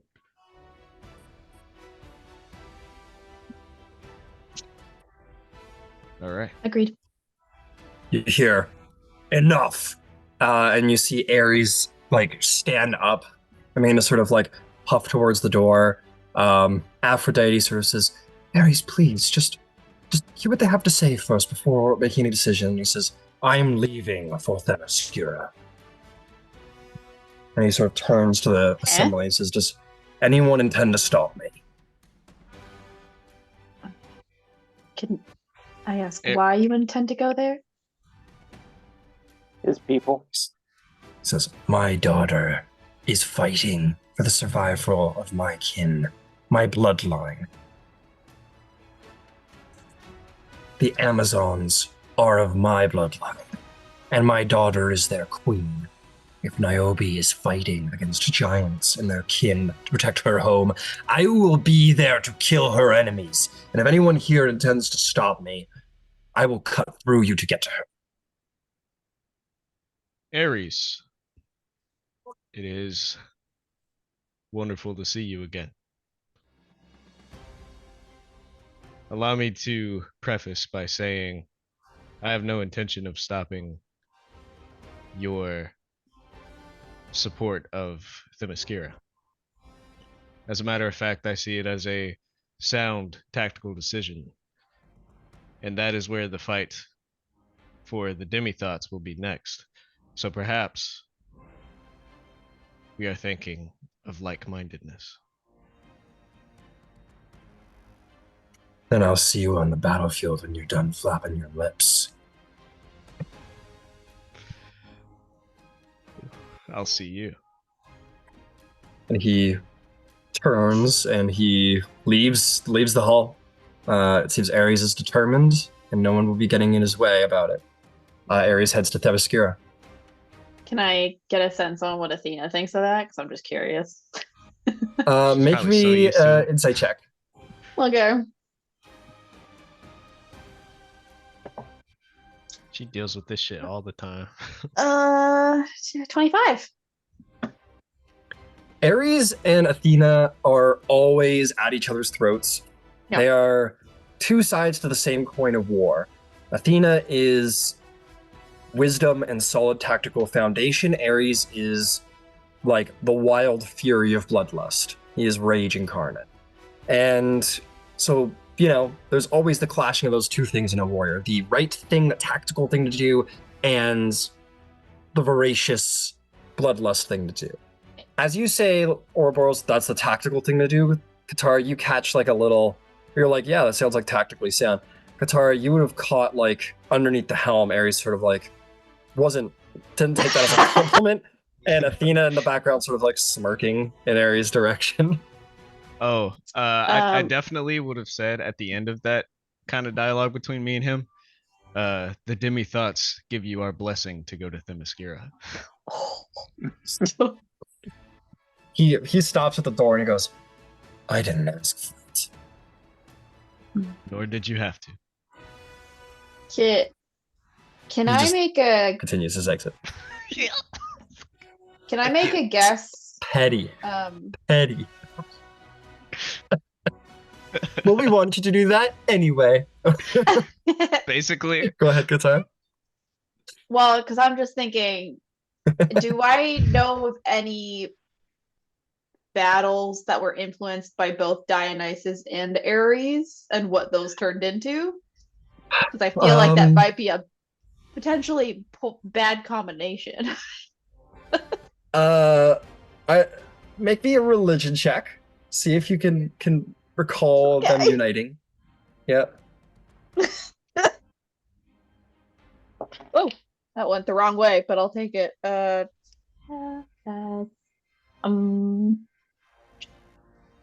19. 19. No, you don't know of any like specific mythologies about specific battles where they've joined together, but in all battles, Athena and or Ares are present, usually combating each other. Yeah. So when Dionysus allied with the Amazons and fought against the Titans, that wouldn't have been before their time. Ares was probably around. Athena was probably around. Yeah. My brain is thinking we have a god of chaos there, and we just he sent himself a god of anger. Well, it's a good, all and happens you in were war. told to think of it that way. Don't think about like how strong they look or what their stats might be. Think about their domains. Think about how they might combine and fix with one another. Okay. And there is a point that you have the god of madness and the god of bloodlust fighting alongside each other. It's an army It's of a bunch of berserkers. Amazon frenzied berserkers. Yeah. Okay. So it's not it's not a bad necessarily a bad thing. Oh, it's Yeah. not a bad combo unless we're trying to get the other people because I thought Ouroboros was going to try to like become the leader. In which case I was like, ooh, that's a lot of power. Of like 3 people by the time we get there. I am your king. 3 people. Here. Like if there was like innocents mixed in there, or they were like holding a city hostage occupying, then maybe you should be worried. Yeah, where they're just gonna like kill everything in front of them, maybe like sort of the wildness of battle lust kind of takes them over. But here defending their city against like an army of giants, maybe like a berserker Amazon army is not the worst thing. They'll be real happy, I think. They're like Navi at this point from fucking Pandora. Avatar. Anyway. Maybe more Viking shield maidens. I'm thinking more like maybe they're not going to. Well, they're Amazons. They might be actually getting high on mushrooms and whatever. That wouldn't be too out there. But I yeah, like wasn't literally, thinking like high, Viking but berserkers, just like mad with bloodlust. Mhm. That's probably what it's looking like over there. I will also Tooth and say nail. this. Yeah. I think one reason I thought that Ares was like a Spartan kind of guy. Yeah. The fucker wears Spartan armor, so you know. Yeah.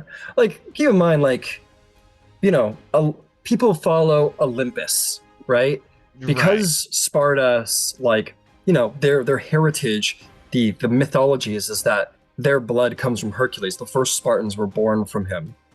So they're like, yeah, like we like Hercules. He's our progenitor. He's like he's our common ancestral god. So they're obviously like, we like Hercules. But at the same time, that doesn't mean they draw influence from other gods. Like they have a Right. huge temple of Artemis. They respect Athena's wisdom. They don't. And I mean, And clearly inspired in garb by Ares, Yeah. his ferocity in battle. you know, like that's like Yeah. their fucking trademark. Yeah. But I feel you. I feel you. Yeah. Okay. So, do we have to worry about those tribes of the Amazons in Libya? Well, do we remember where they were on the board before we left? Yeah, they haven't moved. They're in Libya. They have tribes to the south. Someone will tell you of that. The giants I was talking about, the giant line, because I thought. Oh yes, they have moved further moved. south. Yeah, Okay. they move south. They continue to sort of march south across the Asian Minor. And again, it's not like described here. Like I haven't placed every individual whatever, but there are villages and there are towns and there are cities that they're rolling over to get to this place. Yeah. Well, the next conceivable fight that I see for the Demithots, as I've said, is right there with Pelus? Persis? Alas. Palas. Is up there with Palas. And with that many gods on the other side of the line, if we were to get dropped, what city is that again? That's not Themyscira. Themyscira is up here. That's what they're defending. What they're defending is the city that they've been sort of annexed, which is it's called Baderma. Baderma is the name of the city they have taken over. All right. As their seat of power. Well, we can drop there. We've never been there. That's going to be problematic. Or we can go to Themyscira, gather up a force to come with us. Wrong side of the line. Oh yeah, but my thought Aphrodite is will. Oh, go ahead. We drop in on the ruins of what's its nuts? The place Pelagamith rolled over and destroyed. Constantinople. Is that it? No. Oh, yeah, I know. It's not even on the map. It's so fucked up. that was like a camp. That was a camp. Okay. Right? Yeah. It was a small town that turned into like a military camp, basically. Yeah. If we drop there, we Take can the ship across the water. Take the ship. That's a short thing. We can probably, hopefully, get away with doing that without grabbing Oceanus's attention because it's short. And we have to And think that about puts their us- fleet as well. Because there are giant ships out there, remember? That was Lysimachia, where Caligulath rolled over for you guys. Yeah, Lysimachia. Athena says, Oceanus will know. He dominates all the seas. Any ship that crosses it, he is aware of. I'm actually amazed the Myrmidons haven't been swallowed up by it yet. Sea travel is impossible. Indeed. if we were to, because we saw the other side of the Perpontide, can we Wow. teleport to that side? I think Thalia sort of pops her head out of her room. She goes, "It would be difficult because I've only viewed it once from the other side, but theoretically, yeah, I could." True. You also saw it like however long it took us to get up the Perpontide, though, Thalia. But it wasn't up close. I may have viewed it, but I viewed it from very far away, like through a picture. Oh yeah. What about Argos? The Over town there? that was in ruins? No, not the one that the Spartans just rolled over. Or Oh, Abydos. Abydos. Abydos. What's Abydos? At this wasn't point, that I'm just the- convinced I'm wasn't stupid. that the name of the ruined city? Looking at the map as it sits, you've got the Perpontide, you've got the three little chains of single squares. It would have been on the south side of the water, south of there, on that southern coast, because we stopped there just on our way into the straits. I gotcha. Here, I'm gonna go take a look at my maps here on Roll20. And I'll put those up for you guys too if you want to take a look at everything. Yes, that's right, Abydos, which sits right at the mouth of the Perpontide here. So I could toss a marker down if we want to remember where that is. Because that, I think, is on the right side of where we want to be.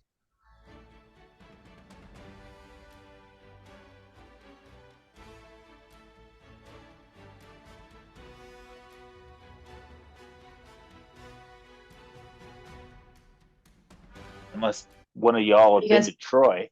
I was gonna say, has anyone been to Troy? Now, what's the deal with Troy?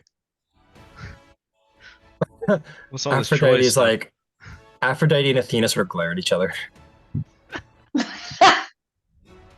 It was your fault. No, it wasn't. Oh, It was yours. don't get me started. Don't talk to me about Troy. Oh my god.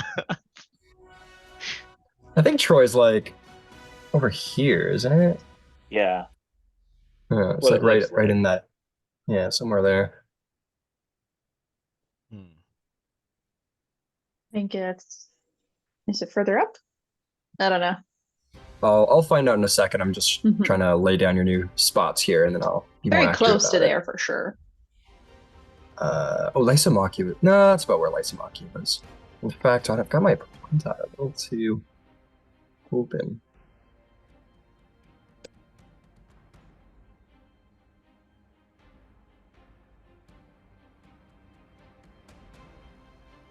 And that was Lysimachia.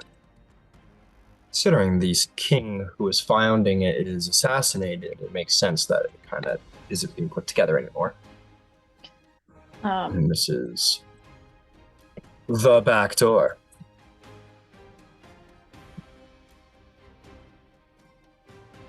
Just put that down. You guys know about that. The gods don't know about that.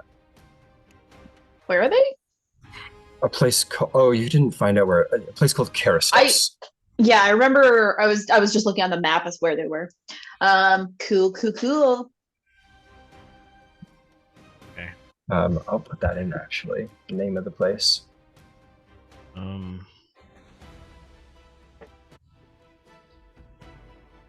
Just doing a little update here. Keep going. Feel free. So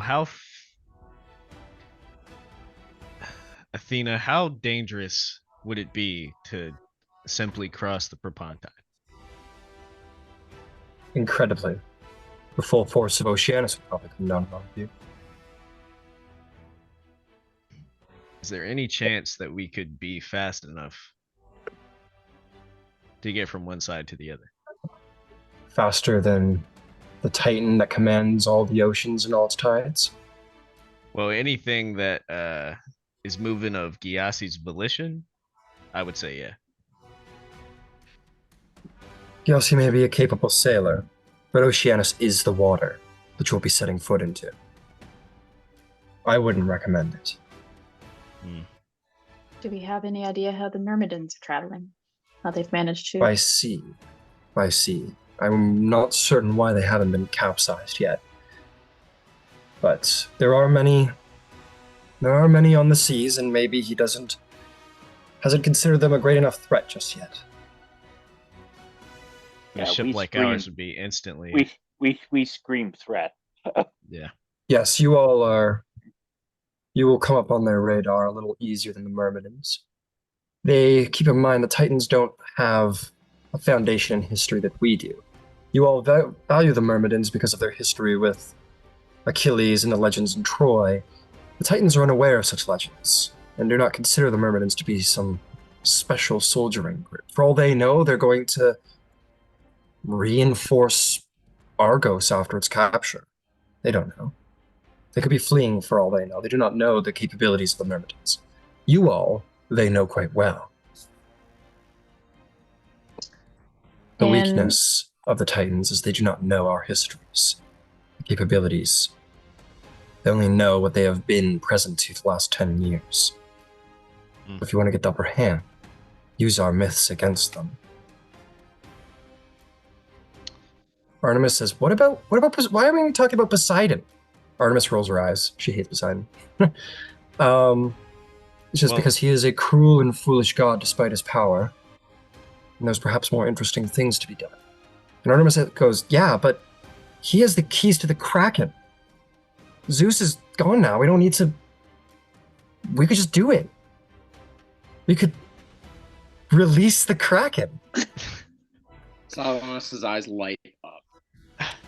He was we could defeat Oceanus once and for all. In the corner, Everybody, hold on. Artemis, while I hold down.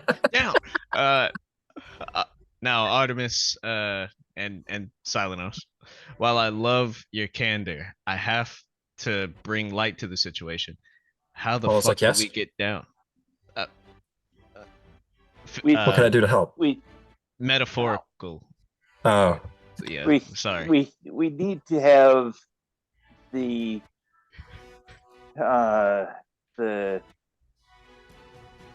water tribe of the Amazons and potentially the Atlanteans in order to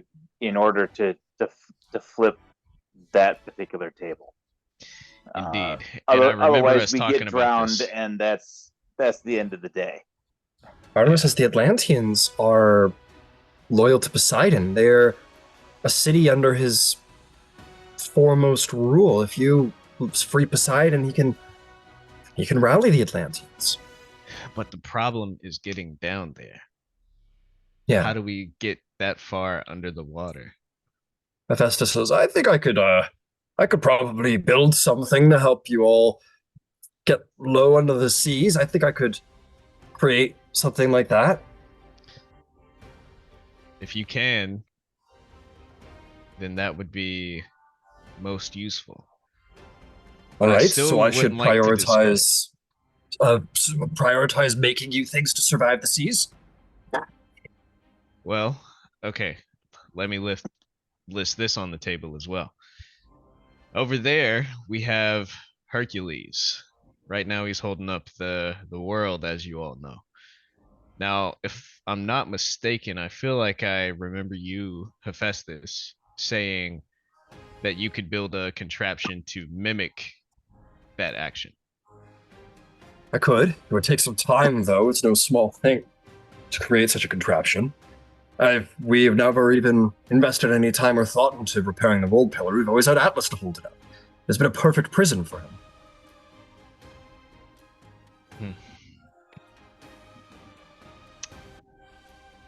I think that might be the next step. I'll tell you what. I think if we yeah, sorry. Keep going. Perhaps that's a A weapon we choose to use when we go after Atlas. Maybe Hercules could help in that fight.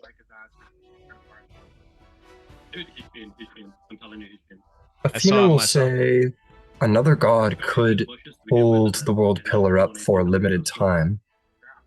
Really, only Hercules, Zeus, maybe Poseidon could hold it indefinitely. But any other god must, wouldn't be able to hold it forever. But then one god is taken out of play in exchange for Hercules, and only for a short time could this happen. It's a constant trade. I'll tell you what, you guys can take some time to think about what your next tactical steps are. I'll leave the board up for you guys to look at during the break, but let's go have it. About that time. All right. Okay. Okay, we'll be right back.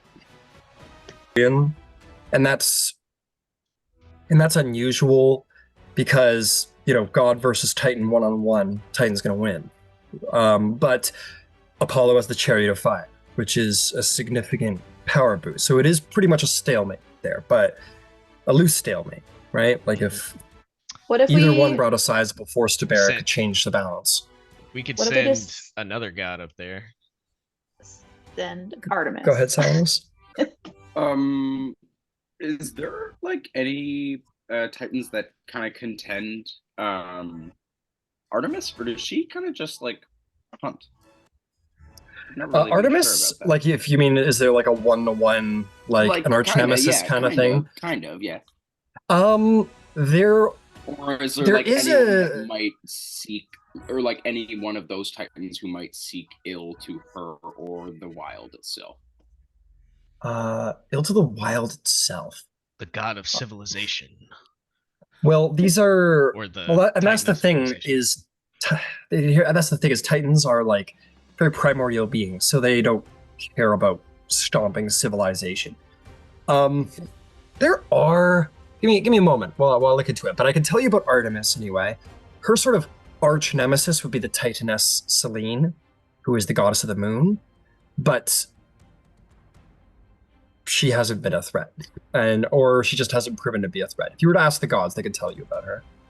Damn. So far, it seems like only Apollo and fucking Artemis are like on par, if not a little better than their fucking alter ego. So. Hey, well, yeah, that's the thing. Artemis was sort of born and granted the moon, but then Artemis was like, I like the hunt. I'm going to actively pursue the domain of the hunt, and became the huntress goddess by choice. So if Selene is out there and would want to contest for the moon, like, yeah, it wouldn't be a competition. It would be yeah. I don't want to do this, but if Silenos became a werewolf, that would be very on brand. No. That would be pretty cool. I mean, what would happen if we sent Artemis to help Apollo and just like fucking eclipse this shit? We don't want an eclipse. We don't. Take on Hyperion. Artemis would say, I would, but like, I can't. I'm the goddess of the moon, and only rarely do me and Apollo ever really draw our domains close together. The moon is but a reflection of the sun. No, it's not. It creates its own light. What? Yeah. Oh yeah, science wasn't invented yet. My bad. Yeah, you don't know that shit. I definitely didn't say that, but I thought it would be funny to say. No, the sun. What the fuck are you talking about? You're fucking idiot. You're stupid. Don't ever say that shit around me. You know me. what? He's out. He's out. Get him out. But I made that whole speech. But no, I don't care. Get the fuck out. Get the fuck out, you bastard. Her hands are shaking and shit because she's got the bow and she's like, shit, I'm so. Silenos, stop me. Stop me, Silenos. Somebody help me back. It's not worth it. He's not worth it. You're right. He's not worth it. Anyway. So Ryan, we were thinking of pulling out Demeter. Okay. point her out of that fucking hot zone. All right.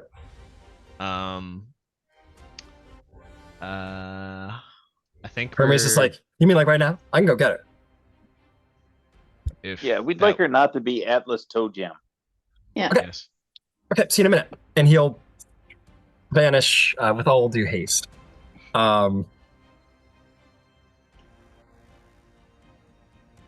Okay. The next And then he thing, returns and I knew flyers that in. as soon as I started talking. Yeah, I was waiting for someone to start talking. He returns and he says, "Okay, the message has been delivered. Should be here pretty soon." All right. And then she appears. That's the last time. Demeter appears and goes, "Oh, well, I'm glad someone came to their senses. Goodness, he was Fucking right on top hated of me." that. Pan goes, Glad- "Oh, glad to Demeter, have you you're so beautiful in your age. You're such a mature woman." Or I don't know why I went with the wrong accent with that, but she's like, You're going "Oh fat no, bastard." no, you look so beautiful." He's perfect. No, he's like, but she's like, "No, oh god, please." And Pan just proceeds to make everyone feel a little uncomfortable. Always. Poor Pan. Especially me. It's glad to have you back. Demeter. Well, that didn't work out too well, did it? No, I suppose not. That was my idea.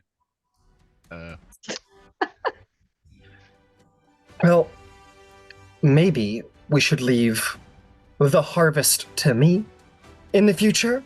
I tend to know how that works best, perhaps. Game recognizes game. No, this isn't a game. I mean it. I know how the harvest works. I should be left responsible for it. Okay, boomer. I don't even know what that means. Exactly. Well, actually, it is worth saying. She's like, "Well, it's the middle of winter, so I get so whatever. Do whatever you want. I guess I don't. Whatever. Are you okay? Yeah, I'm fine." Do you want to talk about it?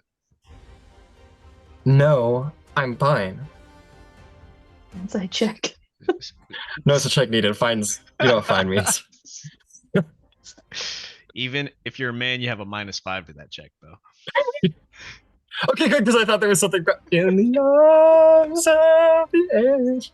Anyway, moving on. Just fucking die. Okay. So main goal right now. Boreas, can he just teleport us anywhere like once a day kind of situation? The gods sort of look at each other and they go, "It's complex, but for the most part, he's fairly capable. It's Okay. usually meant to be a means of travel used by the gods specifically, not for elitist sake, but just for what the power represents. But it can be used to transport demigods, sparingly." Could it Okay. potentially be used to enhance Thalia's ability? Guide us in a direction we haven't been before? Never thought Increase of our it. chances, though? Hermes says, "Never thought of it that way. I mean, could always give it a try. Just Ask for his little bit blessing of before you guidance. teleport next time, and maybe it'll help you along your way." Hermes says, "Or you can just pray to Iris. She's the god of, she helps me transport all my messages, the goddess of the rainbows. She has there's certain gods who can help try and enhance that." Did I even know that that god was a person? Make a religion check to see if you know who Iris is. I don't Well, have it actually, written down. Iris is, she was on Olympus when everything happened, so she probably can't help much. Anyway, I think it would be best if you, give it a shot. Try praying to Boreas before you do any teleportations. Maybe his winds can guide you in the right direction. Okay. If we can teleport there, Halas is going to be our prime target. And if we can get up close and personal, then so be it. After that, then we'll be able to secure the water Themyscirans, and hopefully they'll have some method to get down to Atlantis. We can get the Atlanteans on our side, and then we take down Oceanus with the help of Hephaestus's gear.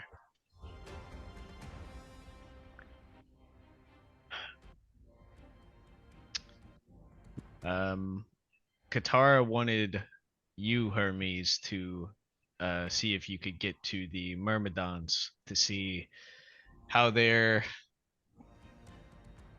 evading the eye of Oceanus, and perhaps give them some direction on where to go. Hermes says, I can ask them where they're going if you want. We'd actually like them to go to Samothrace. Samothrace?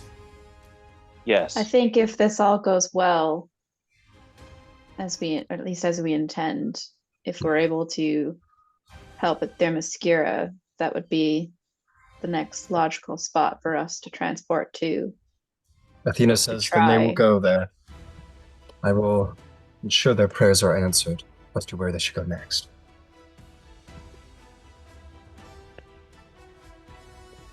Okay. I guess I just said logical, and she's like, done. Yeah. She loves shit that makes sense. Athena, while I do give you the most credit for tactical thinking, are you sure that another god could not take this task in your stead? Oh, make no mistake, I'm not gonna go there personally. I am a god. When they pray for my guidance, which they surely will, I will send them to Samothrace. Understood. My apologies, Your Greatness. She just sort of uncaringly continues with the... Yeah. She doesn't stand on ceremony too much. Yeah. It's very stoic.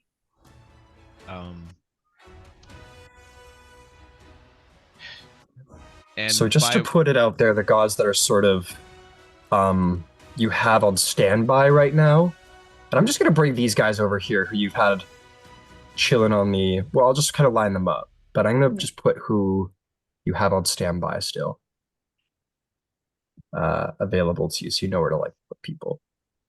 Mm-hmm. And we can just go down the line and decide what you want to do with everybody. Oh, you got Demeter now.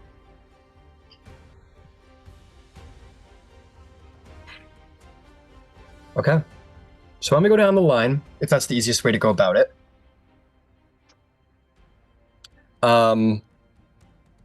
Nike, who has been sort of providing a sort of general passive benefit toward victory, which seemingly is going pretty well.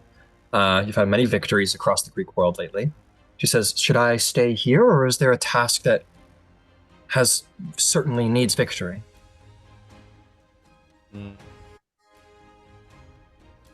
Is there a task that cannot fail? I think it would be best to stay here until perhaps we head to Oceanus. In which case, then might be advantageous to join us in that battle. Okay, so I shall remain. Nike remains on Ayaya. Hephaestus says, so what am I doing? Am I still am I going to keep working on building arms for the Amazons, or yes, that's right. We need scuba gear. All right, I'll get right on that. It shouldn't take too long. I have something in mind for this. I do have a really quick request for you before that, but oh yeah, all right, yeah. I just need a bit of dust from this scale here. Oh, okay, sure. Boing, he hits it with his hammer, and there's and chunks of it sort of fall off. He gives the hammer back. but despite the hit and the chunks falling off, though it has been sort of like brushed down with a hammer blow, it's still a capable shield. It won't affect its stats in any way. And he sort of scoops up the pieces into his hands, and then he kind of, and then he sort of pours it into a vial and gives it to you. You now possess it. Excellent. Sweet. So, Hephaestus, I think he's just going to remain on a Yaya then, because he doesn't need to go all the way to a volcano to do what he has to do. He's going to produce the, so, Nike, Scubas, Nike on Yaya, and Hephaestus. Can we turn this into like the Flying Dutchman? Like, can we fucking travel underwater? You know, fucking He shit. says, Come on. Oh, well, if you want me to try and produce some sort of enchantment or device that'll allow your ship to submerge, I could work on that. It might take a little longer, but it's very interesting prospects. Fuck yeah. Okay, go. sure. I'll try and upgrade the Sky fuel, so you'll have to leave it with me. But I'll see what I can do. That was Chelsea talking. I don't know if anyone else agrees with that, but I think that would be so cool. I think it would be pretty dope. I also don't want to risk losing the Skyfios to a Titan match, but I guess it's kind of already been in a Titan match before and came out on top. So, hey, Oh, oh, I'm just imagining like Who was the that? image when it like comes through the water. Slim. Awesome. you're not a guy. You're not even a. You're that bard from Crete, right? he runs away, I guess. I just wanted to be a part of things. I want to be included. Okay, we gotta Hephaestus is creating increase scuba. security measures on the island. How the fuck did a bard from Crete get in here? Or maybe that was you know who that was? That was probably Eloy. It was like hooah! I heard that while I was in Sparta. It's Au. Oh, ow! Sorry, ow! Yeah, that's what Is that the like for wolves? Is that like for dogs? No, that's what the fucking Athenians say when they go to battle. Okay, that's not. It's not. We Oh. don't do that here. Really? I was pretty sure it was a Okay, Spartan convention to howl like a dog or something. Go ow! It's Eloy. I love you, but get the fuck out of my sight right now. Oh, okay. she claps Aw. away sadly. Don't write about that one. I will. Oh, this is grilling you. It's a pride thing, man. I'm sorry. Okay, Hephaestus upgrading Skyfios, as I didn't hear anyone say no, to submerge. Definitely still gonna need scubas though. Can we get all of like our useful shit off of it? Like put in the just like well, our money and stuff. You can all know that if you want It doesn't to. really matter. Yeah, never mind. This It'll was be a alright. total just passing comment of Doesn't just really matter. remembering the Flying Dutchman and how cool that would be. I don't know how logical this is. Hey, it's Yeah, Hephaestus, logical. baby. You can do it, you know? The problem with the Flying Dutchman is the crew didn't need to Yeah, that's breathe. what I was thinking. The crew didn't need Yeah. to breathe, so that would be you have to like I don't know how much more of an enchantment would be to keep a crew alive, or if we could even have one. But I think you A need big one ass to- air bubble spell. Yeah. Well, the current crew on the Skyfios might not be so into being your crew anymore after having been like in Gyasi's pocket for the last like 3 True. weeks. It's like a Pokeball. It's like they are They in did their have a best lot of environment. food. Like You're They're in a right. They, plane. We got pina coladas. The chef's there. They're good. you know, that sounds like jail. They got we food. could probably let them out now that we're back on the island. Can we say that we Totally. did that like whenever we weren't traveling? Because you with them? didn't say that you did that. You can't go back. But Hephaestus is like, okay, your crew might be abandoning you, but don't worry. I will think of something so your crew can operate without the need of a crew. I'll think of something. All right. Thalia, go convince them to stay. Yeah, maybe Thalia could go and convince them to stay. Guys, I'm sorry. Okay, we want more crew. We want to be treated like people. You guys can deal with that later. But yeah, that is something okay. I've been waiting on. Is that the Skyfuels crew has literally been just like in your pockets for ages without reprieve. Has it Finally. been like really like? Has it been a very long time or not so much? You like? It's been like a. Well, here's the thing. You use the maybe Sky. a You kind of pop the Skyfuels in and out every now and then. And Yeah. in the meantime, the crew just chills on the ship. So it's been Yeah. a minute. It's been like several days, if not Yeah. weeks, where they've just been like scuttled aboard the ship with nothing to do. Yeah. Yeah. Okay. Anyway, so that's Hephaestus. He's going to work on sort of sea travel, or undersea travel, I should say. Hestia says, so I did, as you asked, Katara. It's a little nicer there. I think you could go see and appreciate it if you wish. But what about me? Is there anywhere I could go? The goddess of the hearth? Or would you like me to stay here and just keep everything looking just ready for your return? Well, when you're here, you give. You help everyone in the land of Greece with your Stop. warmth. You're so sweet. Oh, that reminds me, I made cinnamon buns, and she pulls out hot, fresh cinnamon buns with like Oh. frosting. What the fuck is I want cinnamon? cinnamon Oh, try it, you'll love it, I promise. bun. What's this white stuff on it? Just try it, you'll love it. Not falling for that trick again. I knew you'd love that one. Fuck. Yeah, he eats it. It's probably the best so goddamn good. thing. Best goddamn thing you ever done, eh? You're gonna be you think old boy's a big boy now? Just you wait. Yeah. Instead of being like swole, I'll just get fat. Yeah. I roll or around the both. battlefield.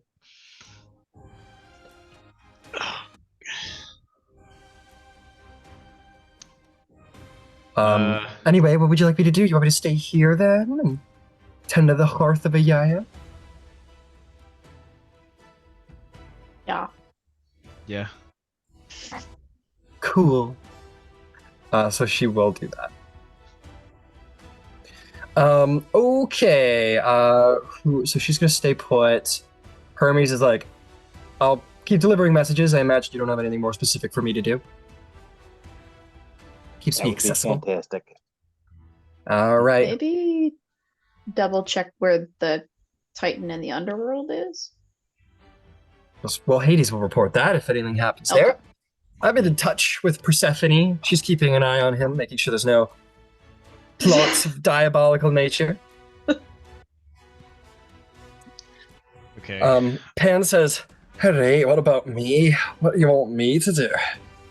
God of the wilds. I All have kinds of a- wild things. What can you do if we keep you here? Keep me here? Make sure the birds and the bees are all happy. On the island. What about the rest of the land?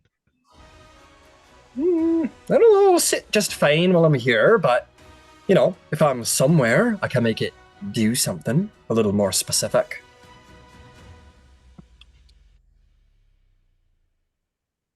I have a specific request for you that's outside of this scenario, but Oh, I'm sorry, I'm not interested, love. I need you to go and find some nymphs and muses. So Oh, why didn't you say so?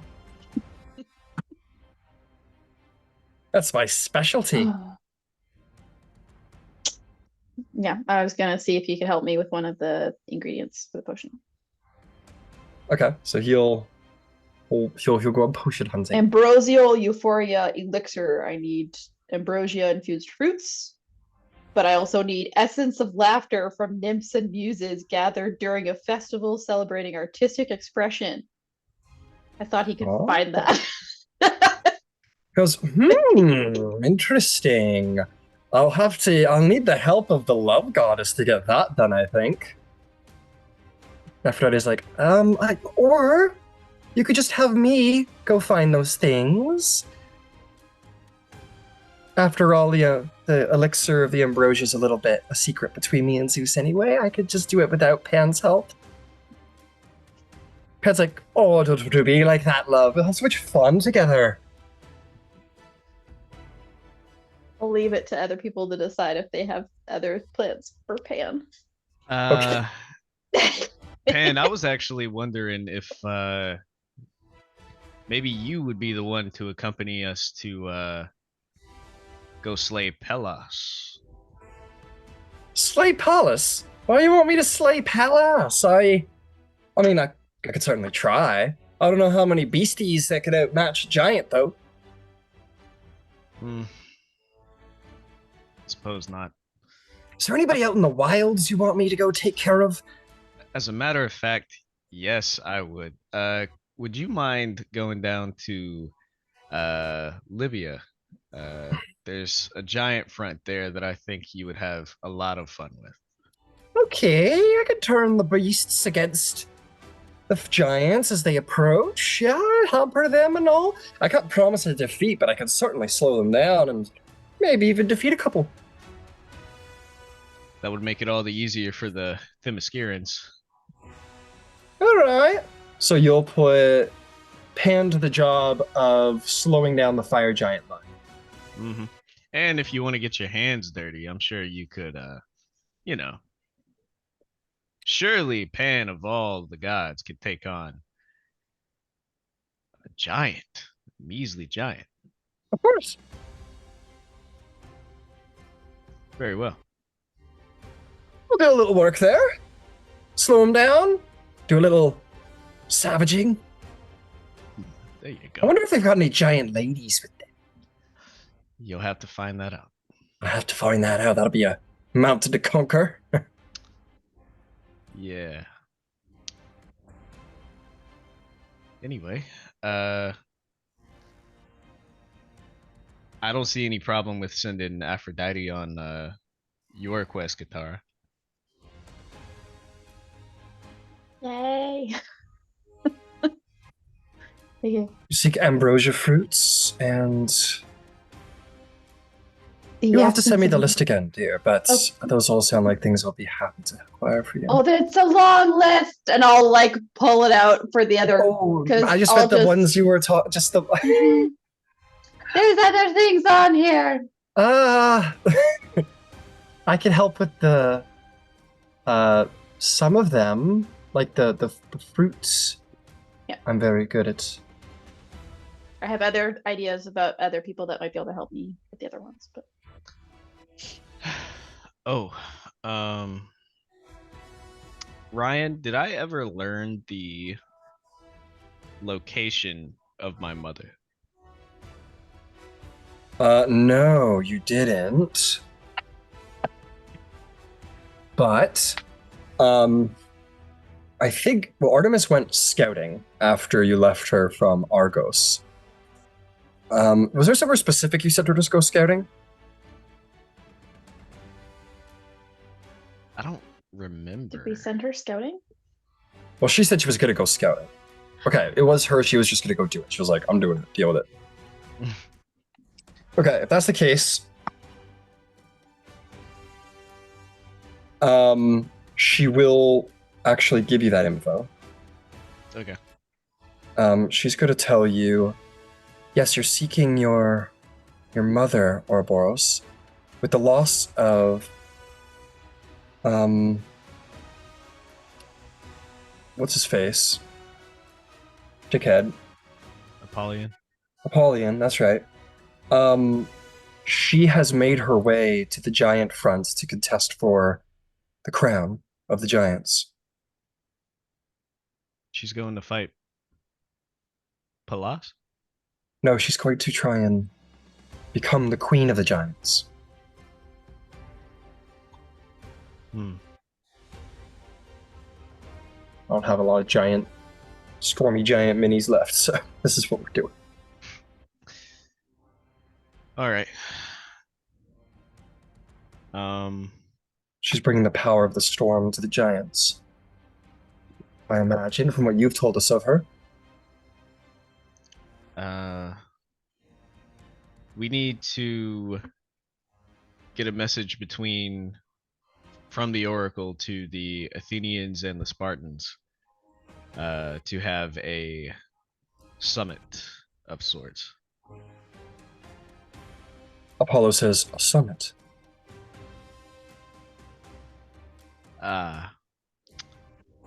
Another well, this one wasn't even a metaphor. It's just a different definition. Oh, I understand, but I ask why. What's this summit you speak of? Well, the Athenians and the Spartans need to make that contact non-violently so that they can combine forces to move further when they are required.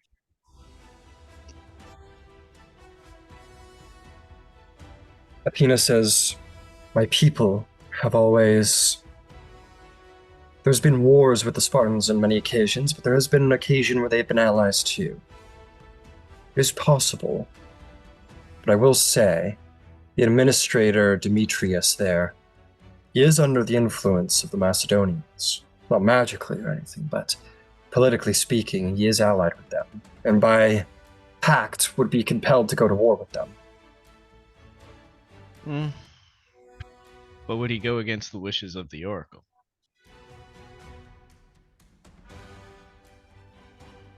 It's a good point. And certainly my word would rally the people against him.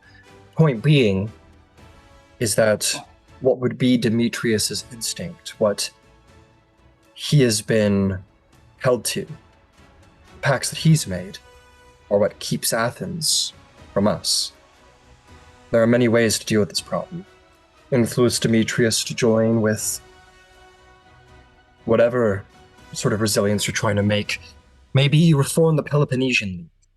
It is an idea that has been held by many city-states for a long time, where many city-states would gather together in a council to the betterment of Greece. Not a country, but a loose alliance.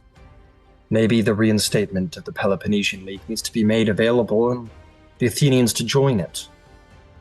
If the Spartans can prove their might in taking Corinth, it would prove that they have a chance against, well, dismantling the Macedonians. We must keep in mind, our word as gods is not all.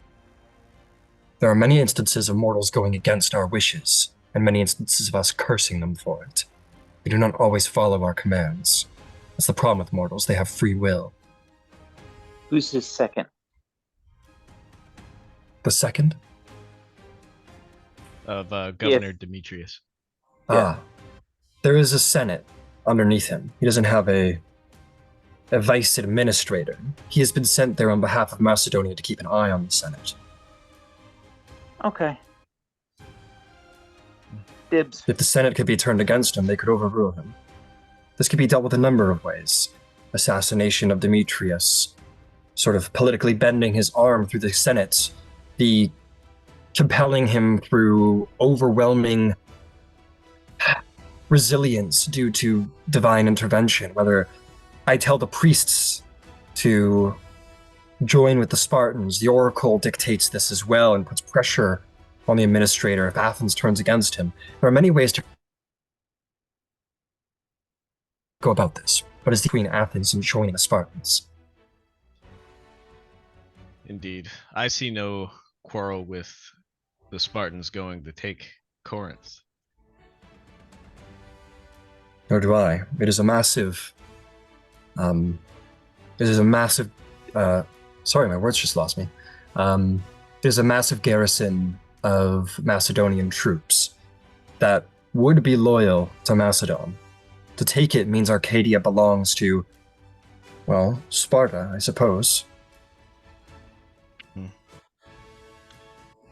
We could also send our dearest Thalia to go talk to the Athenians, to their leadership. And perhaps they can be persuaded to joining the Peloponnesian League. Especially if the governor's dead. She could sway the If Senate. I mean, Hera is not here. Politics is more to where she came from, but I think, yes, I know my people well. If one of their most famous daughters returned to them and advocated for the reconfigurement, the rebirthing of the Peloponnesian League and Athens joining it, I'm sure that would grant you great influence in the Senate.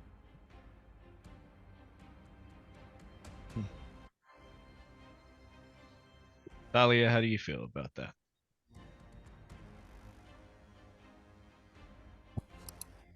I'm willing to do it, yeah. Or would we send Hera to do it? Hera's been captured. Oh, Hera was captured. What? Yeah. Yes, Atlas captured her. It seemed Demeter and Hera's activities were a little too sudden. They drew attention and she was captured. But Demeter returned. Oh, okay. Yeah, we brought her back.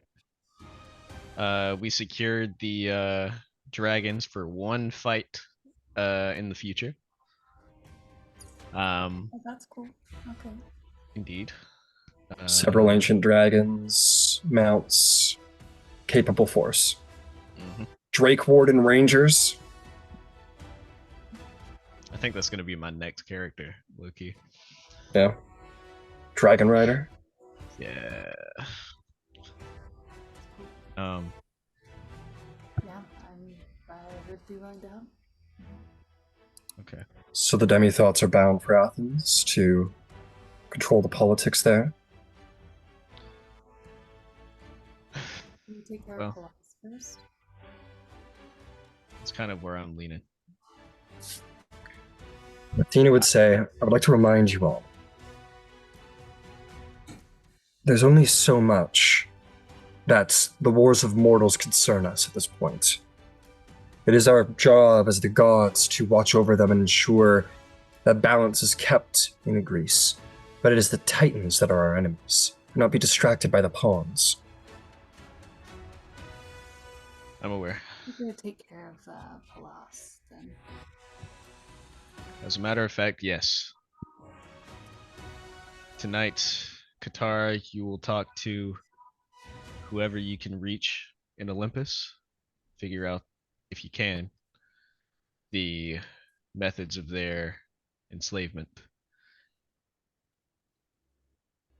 And Thalia, when you decide to teleport us tomorrow, give a little prayer to Boreas, and then we'll see where he can get us.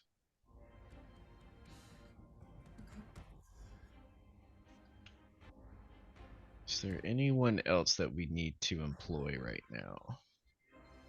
I was a little busy with the sun. Well, I guess Athena will say so is for Athens. It may not go all the way, but I could make my favor for a Peloponnesian League well known, and the Oracle could pass along a prophecy of Athens' defeat if it does not, or its victory if it does. If that be true. Yes. Do that.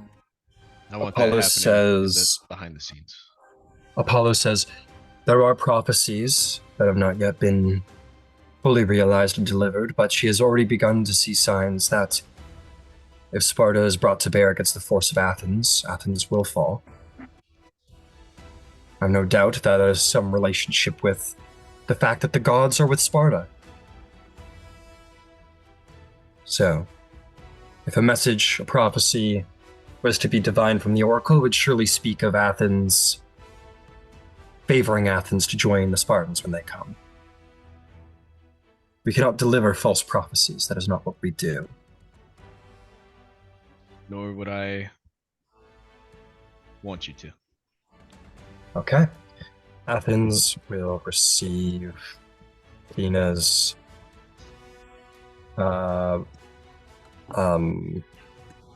blessing. to join with Spartans.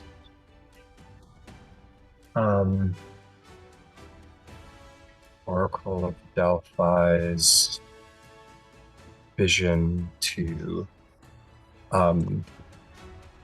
of Athens defeat if they resist Sparta will be delivered. Okay. And I want to get all of our pawns, as you call them, to talk so that they can become familiar with one another.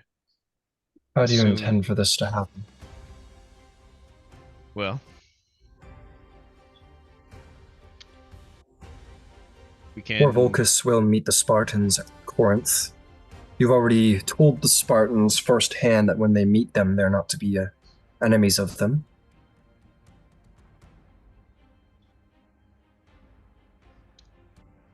If you want to reinforce that, you could always send a god to watch over the proceedings, ensure that hostilities don't arise between the two of them, if you're not confident in the groundwork you've already laid. I am. I want to be able to get the Myrmidons, the Themyscirans, and the Athenians, and the Spartans, and eventually the Atlanteans, all fighting under one banner. To what end? To amass the greatest army this world has ever seen. Surely. But to what end? That was it. That Well. was the end. The end of Kronos. You mean to send mortals to fight Kronos, the Lord of Time? No, Not to directly. aid us, so we may fight the bigger fight, rather than being pawns any longer. She sort of smiles, sort of glibly smiles a little at you all and says, perhaps, I wonder, are you beginning to understand why the gods do what the gods do now? Why Believe it we or are not. so hated, considered to be flawed. We Believe it play or not. just as you do now with the mortals. When we were talking to the Spartan king and we were speaking of the bigger picture, as it were,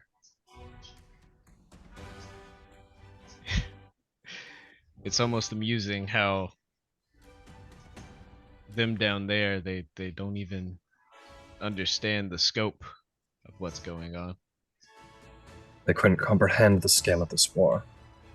Perhaps it is why we have spent so long grooming and preparing you for this. Because it takes no small mind and comprehension to gather the size of this war before us. Indeed. Regardless, she sort of turns back, says, you have 3 gods that are still available. You have myself, you have Aphrodite, you have Artemis and Demeter, who have no place in this war right now.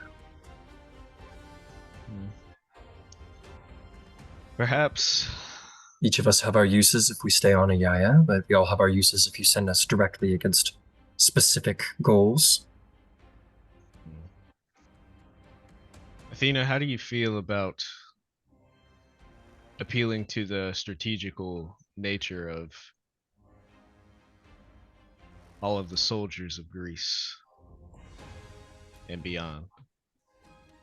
If So you that wished when for they me do to meet- stay here in Ayaya, if that is what you're proposing, I can provide tactical reactionary action. While you're out in the field doing things, I can remain here, watch what is happening, and send out orders should things transpire. Pull gods out of dangerous situations, apply them to situations where gods need support. This is what I can do from Ayaya. That is 100% what I need from you. If only we had you sooner, then maybe we could have not lost as many gods as we have. It is what Zeus had me do. So you are wise to keep. Alongside victory, she will remain a Yaya then, providing that support.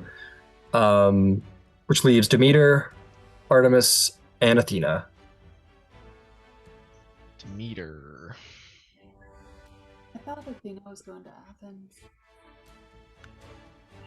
Athena, so She's gonna like she's influence, I answering she's answering like the prayers of Athens and whatnot, but she's not going there directly to persuade politics. She'll sort of like when people pray to Athena, she's gonna be like, "Don't fuck more with Sparta." focused. Yeah. So yeah, when gods are prayed to, they don't need to be there to answer them, but to like actually take action against the city, she needs to be there. So she's probably No. fine just staying in Ayaya, right? No, she should come with us to beat Palas. Oh, We have a yeah, lot yeah, of yeah, gods yeah. there already, do we not? Because we already have. They're in Well, like Themyscira. Thalia also came in late, so Ares Oh. was also freed. Thalia, and he demanded to go to Themyscira. And on top of that, the Themyscirians also have received an extra. They've received more troop power because Hephaestus has armed them. So they're pretty well fortified back there, sort of pushing back against the stone giant line. You can, of course, bring her with, but I think that's what the party is like. We're probably good over there. Yeah. And just so it's on the record, the Demithots gave him our blessing to go to Themyscira. And he flipped you off, basically. I don't need your help. I don't need your assistance. That's very tactical of you, going there like we wanted. Yeah, I fucked with him hard, Soraya. Go ahead. Question, right? Yeah. Where did the huntresses stay? Like, where are they? Oh, Are they in the Arcadian Forest right now? that's a good point. Yeah, they would be right here. I'll drop a mini for them. But yeah, I'm gonna give them. Where is it? There it is. So those would be them right there.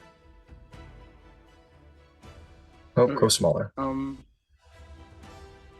And sorry, what's kind of going on just immediately around them that they could go towards a force? They are sort of in the forests there. What's happening immediately is to the west, Argos has been sacked by the Spartans. And to this is what I'm using for you guys. And then sort of would have passed them right by, like they probably would have watched them go by, were like the dwarven army of Corvulcus. Which is all converging on attacking Corinth up here soon. Gotcha. Would those beacons be lit now? Yeah, I don't know why they're not, in fact, actually. Sorry about that. And I'm sorry, what's Corinth is where the Macedonians are? That's right. Gotcha. What the fuck? Oh, I have this on, that's why. There you go. Okay, well, I might ask Artemis to divine a message to the huntresses. Okay. Just telling them to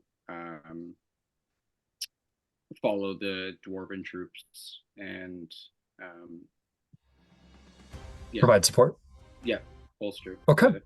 Yeah. Fantastic. She will agree.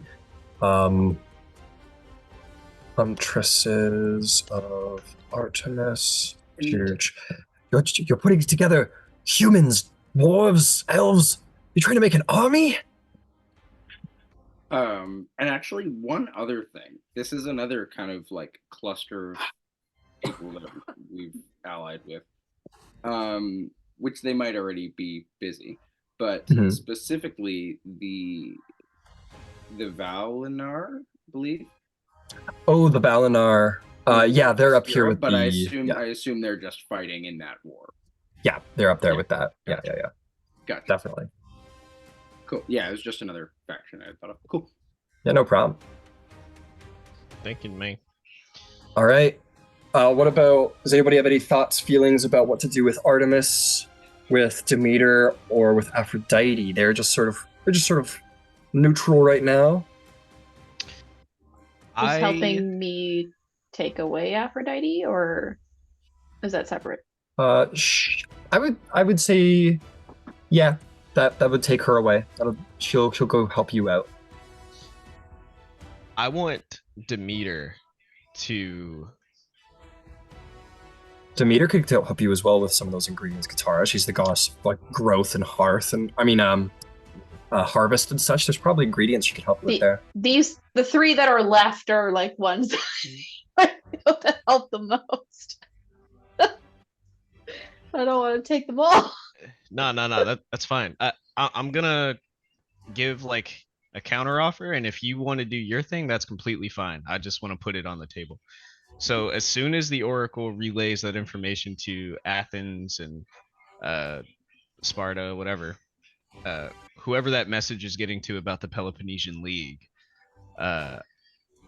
when they openly accept it or understand that this is the right way to go, that is the moment when I want Demeter to increase their yield of crops. I want them to be able to have bountiful amounts of incentive, so to speak, to go forward with this plan.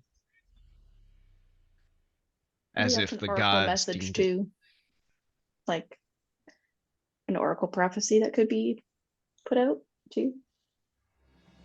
Maybe Crops will grow when, maybe, but also if you give somebody a prize for doing something, then they didn't really want to do it. That's not true at all. I was thinking like it like tells them that like this is when the crops grow, like it's a sign of victory sort of thing, and so it'll reinforce the alliance if that happens, and they'll know that it's a good omen. Regardless, that's my counter offer, so you can do with her whatever you want. I mean, I also need to just like talk to gods and see what they can and can't do. I need to find a phoenix. Could Artemis just go with the huntresses and then be like a god in that siege? Yeah, absolutely. You can say gods to fight battles. Well, yeah, and like I feel like there's 3 mortal armies. I feel like if she were to fight alongside the huntresses, they could turn that tide. Where are they going to be fighting? They're joining Corvulcus. Oh. Where's Corvulcus fighting? They're going to be fighting at Corinth, Spartans. Oh, okay. Got it. Yeah. Sounds good to me. It's true, like, if you want to put them in, and that will go on top of diplomacy, like, Artemis may not be a diplomat, but if she's like, yo, what's up? I'm Artemis. We're going to go kick the shit out of Corinth. That'll have its own intimidating properties of like, oh yeah, we better work together. That's what I mean. Like the huntresses of Artemis and the literal god of the hunt came out to split the thing. I don't know. I feel like that's a it would certainly be an intimidating. Exactly. Yeah, her presence would be an intimidating glue. Like they're not going to be like, if Artemis is there and she's like, we're fighting them. They're not going to be like, nah, it's fucking Artemis. There's myths about how like she stopped the Greek army from going to war because she demanded it, basically. Okay. Now, So we're sending Artemis to join the Arcadian War. The other question about that is, what threats are immediately around that in terms of Titans that we know of? Like, because Arcadia? that is a big target. That is a big target. Arcadia doesn't have any threats from any Titans as of now. Like, Oceanus rules all the waters around Arcadia, but everyone's traveling by land, so that's not a huge issue. Atlas so she's in a fairly controlled part of our zone. Yeah, but Atlas also is like Kronos's like hammer. So if he wants something destroyed, he's gonna send send Atlas. That is to say, like, it's up to you to figure how much Kronos cares about a mortal army marching on Corinth, or if he cares about using Atlas against the gods, which seems to be the trend. I think Athena at the would very put that least, out. it divides a shit ton of attention. That's very true. Putting and gods that's- on like 3 corners. Yeah, as it's well. very true. I think Athena will say, one thing is certain. You have a lot of godly power mustered at Themyscira to fight the giants. If I were Kronos and I had Atlas, who has the power to devastate any mortal army and many gods alongside it, I'd send Atlas to Themyscira. Capture some gods, destroy a mortal army allied against him. Protect the giant army, which is more powerful than mortals. On the same token, if we sent Artemis to join in the siege of Corinth, maybe he might be persuaded to chase down Artemis and that army instead. But you bring enough forces to bear, you bring enough gods into one place, the Titans will notice, the Titans will attack, as they already have against Hera.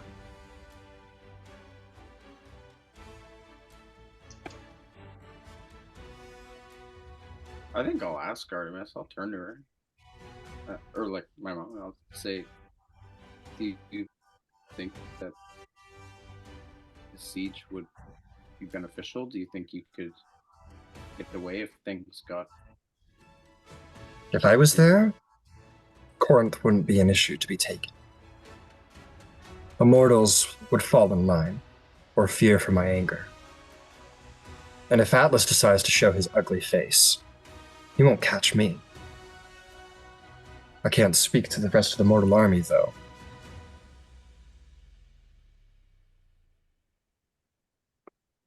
You're muted, Ouroboros, if you're speaking.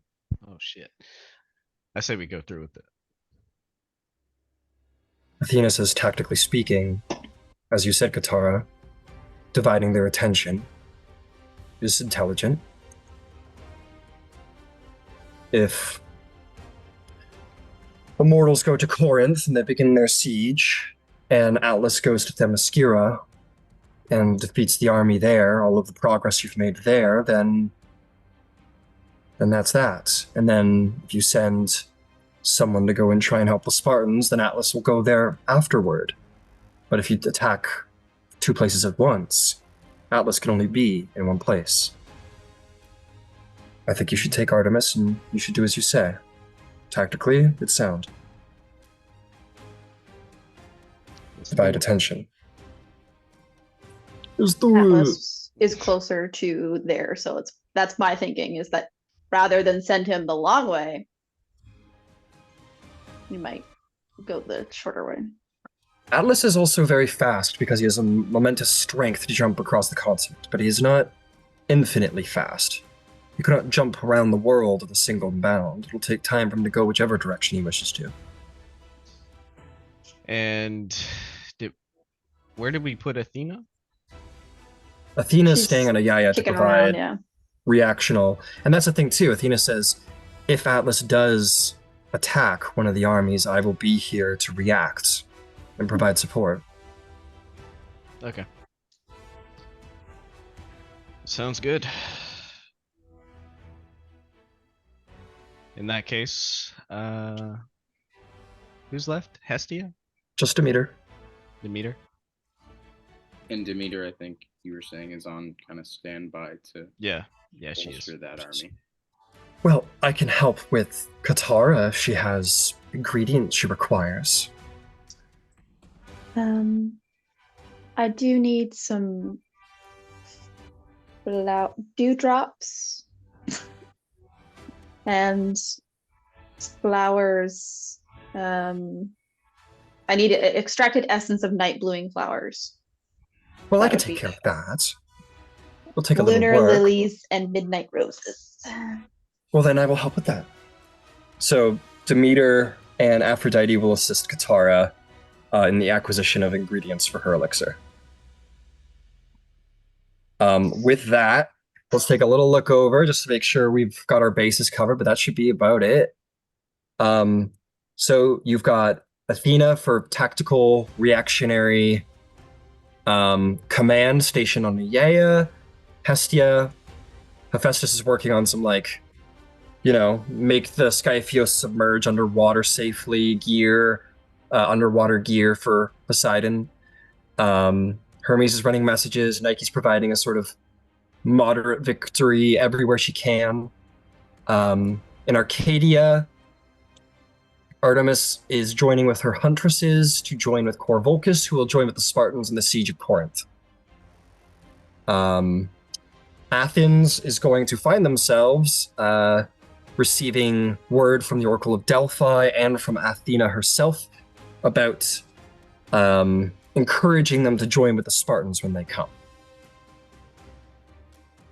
King Attilos and his divine judges remain to protect the Oracle of Delphi. Iphitus is somewhere in the underworld. Hades and Persephone are awaiting, tracking their moves. Atlas is near Pella. The hill giants have moved forward. Pirates are still pirating. The fire giants have moved forth, but with Pan at your side, he is going to hamper and slow down their progress. The quintessent Dimra has gone to the giant forces, presumably to claim the crown as queen, being the most powerful giant in existence right now. And the Amazon forces have been upgraded by Hephaestus and joined by Ares, so they will continue to push back against the stone giant forces. What are Cain and Medea doing? What was that? Oh, shit. Sorry. I thought I was good. What are, just because it's in the bottom corner, Cain and Medea, are they also in the fight with Themyscira? Yeah, they're chilling in the forest, just Katara. picking off. Oh, Cain and Medea. Sorry, I thought that was one word. And I was like, what's a Cain and Medea? Yes, Cain and Medea are providing, the cult of Hecate is providing support from the woods. So those stone giants aren't going to be here much longer. An overwhelming terror force from the woods. Yes, exactly. Terrors from the woods. And frost giants continue to occupy Constantinople. And last but not least, the Myrmidons are going to head towards Samothrace to support the cult of Hecate against the frost giants. Is there anything else, or is that the current tactical plan of the gods and yourselves? That sounds like That is the current tactical plan. And Athena will turn to all of you and say, and as for you all, you go to Themyscira. We go to Pallas. You mean to go directly to the giant forces behind enemy lines? Indeed. Yeah, that's the plan. Seems unwise. Why not approach with an army at your back? Well, on top of the teleportation being easier, I mean, I was suggesting that the Demithots pushing through the front line with the Themyscirans all the way to Pelas would gravitate some attention towards us. You wish to distract.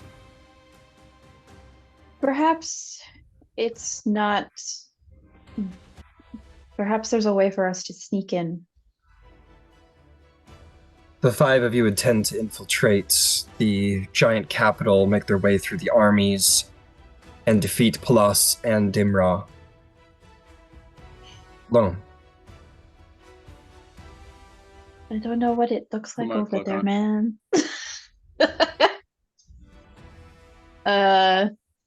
Has anybody been to the giant city? No. Artemis says, I've been near it. I have seen Dimra enter the city.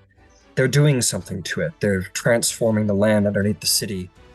It's hard to describe, but the elements are sort of churning moats of rock and such. It's strange.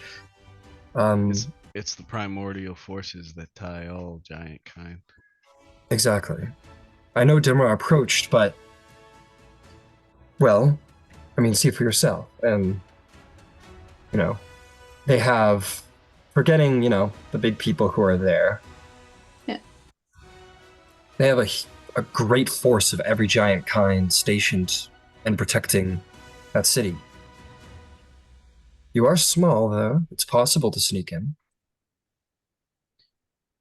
Or at the very least, just attack from the opposite side. If we Have believe them it is defend on two wise, fronts. if we believe that it is wise to gather up the troops of Themyscira and push all the way to Pelas, then all the giants there will be of no consequence to us. Athena says, I think what I would advise, go to Themyscira at the front of the Amazon army that is near victory. You help them slay the last of the giants and rally them to Ford Forth.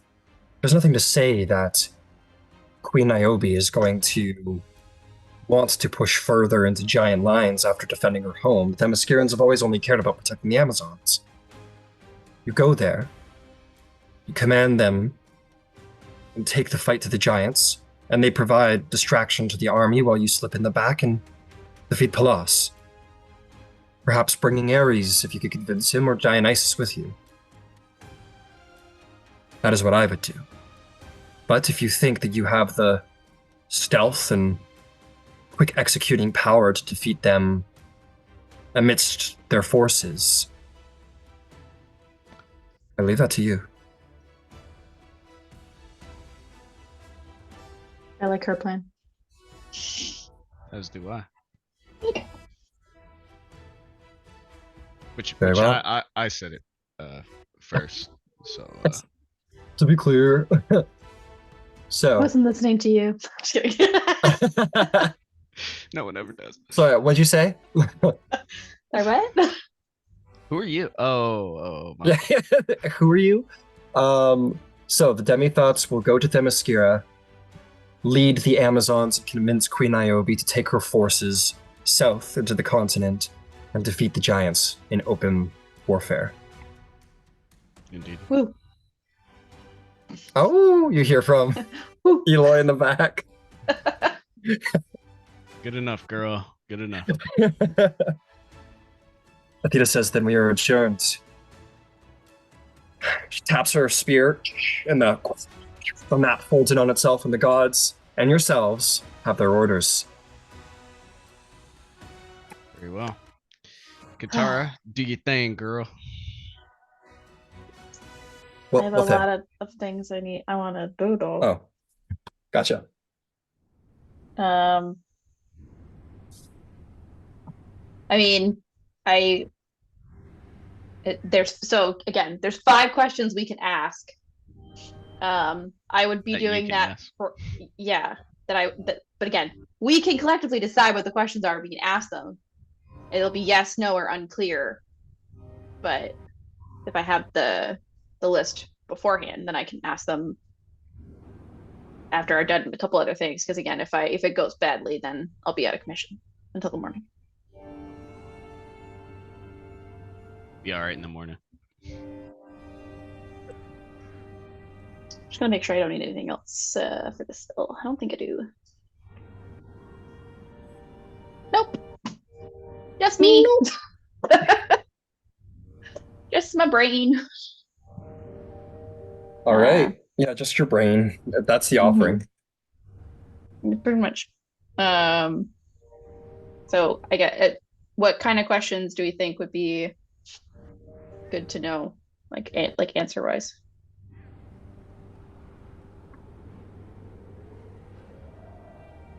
I don't know. I mean, you came up with this whole shebang.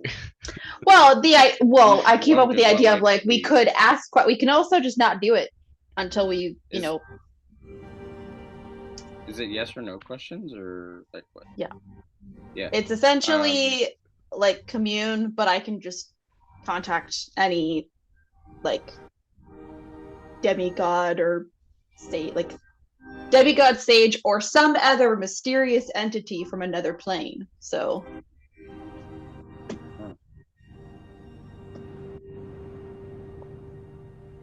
and then I ask up to 5 questions. It's a minute, so I have to ask them within a minute. Yes, the answers can be yes, no, maybe, never, irrelevant, or unclear. Or if it could be, I guess, a short phrase. That's what it says. But if the answer would be misleading. Are you able to fight? Yes or no? Are you able to respond? Yes or no? Dina says if Zeus could fight, he would be. And clearly he can respond if you are performing this and he answers your questions. 2 down. Do you have any ideas? Purely tactical questions, and certainly don't ask him what his orders are. While we have him in this place, as much as he's our leader, Zeus can be wrathful. I'd rather not know that he wants us to attack Kronos with all might before we're prepared. He does not have wisdom at his side right now. But the fury of his storm raging inside him, I have no doubt. So do not ask him his orders, but ask him for information to help us win the war. Like, is there an ally that we don't know of that we could draw on? Is there... These are yes and no questions, so it makes it more difficult. Ask him where he is. Information about what's become of Olympus, of Kronos even, maybe. How he defeated Kronos. Tactical information. I think if we could determine, generally speaking, where the gods are being held on Olympus, that would be good. Yes, exactly. So we could... Well, Athena, where would you put them if you could? If I had to imprison someone on Olympus, she thinks...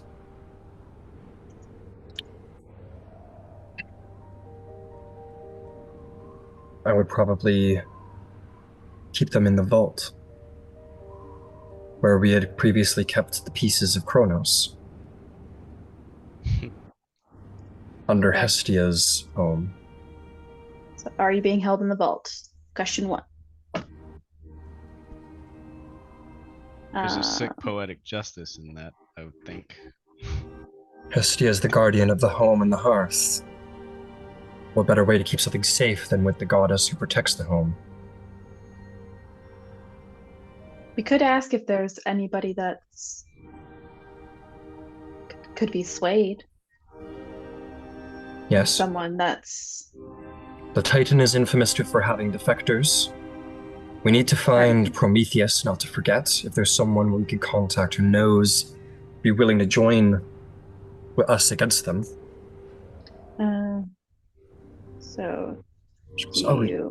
In fact, if there's any way to see if he knows where a certain Titan is, Epimetheus. The god of afterthought. You know where Epimetheus is. And then yes. I suppose if he says yes, we can do sub-bullet questions. There you go. And then, so I think to start, it could be, oh, I lost everybody. Okay, we're back. Sorry, screen went black. So are you being held in the vault? Do you know where Epimetheus is? And then are you aware of any potential defectors? Yes. And then we can ask the 2 questions afterwards, assuming I don't go insane for a little bit. It's difficult when they're yes or no. It's hard to obtain information that are yes or no's. I think if you could ask Zeus if Kronos knows of a Yaya, if he has plans to move on it.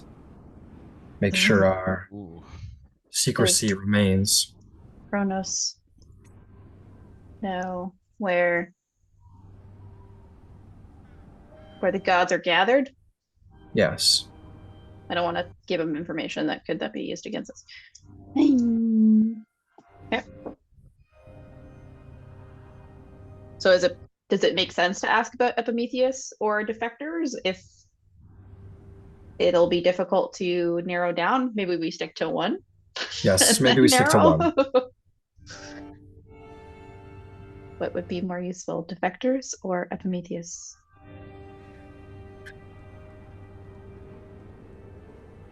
Defectors is very broad. We would have to start guessing at who those defectors may be. I bring up Epimetheus because, well, he's the most likely to be and possibly the most helpful to be a defector. Okay. You could ask if he knows if Prometheus is a willing laborer, a willing ally of the Titans, or a captured one. Prometheus has often been forced to do things against his will. Okay.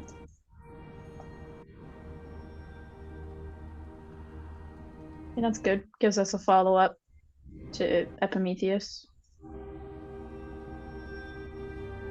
It could just be like, if it's a yes, is he on this plane of existence? Yes.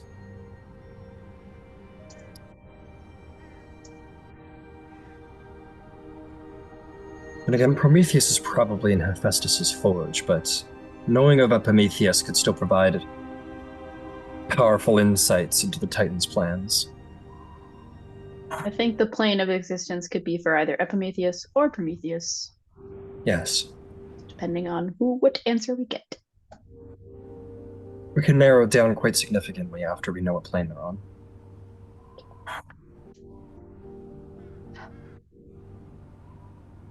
Questions are ready. Pull the trigger. I was gonna ask Athena a couple questions more than that. Yes, please. There's for most of the ingredients on the list that I have, I think I have potential abilities to get these, but there's one item in particular I am unsure how to obtain. I thought you might be able to help.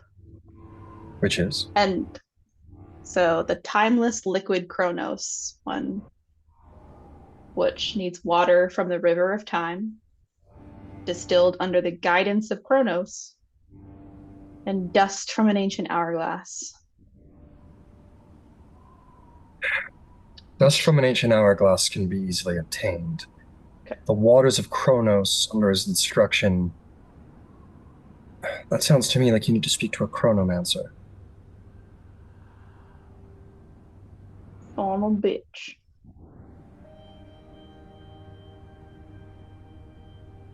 Did we take Alex's body? No. I have the doppelganger's body. You need to go to the underworld anyway to get the Nyx stuff True. eventually. So maybe you go to Okay. Hades and be like, hey, could we go talk to her? Okay. Go see how she's being treated in Tartarus. Cool. That was the big one. I just didn't know. Heard that. The rest is That would all. be my. I couldn't help you past that. Yeah. Okay. The rest is questions. I'll just kind of, I can roll to see if I know where to go from there. For sure. It's mostly all the celestial stuff. I just don't know which god to approach with that. There's a lot of like meteorites and then some stuff about. Yep. It's fine. Yep. Okay. Anyone else want to do anything else before I do this? I've been talking for a lot, I think, today. Anyone want to talk to me before I go vegetable, possibly?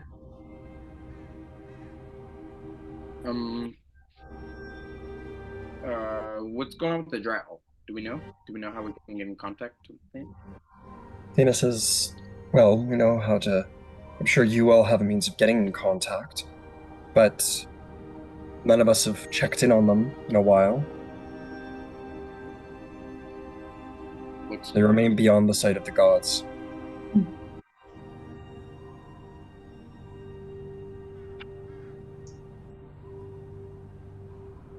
Okay.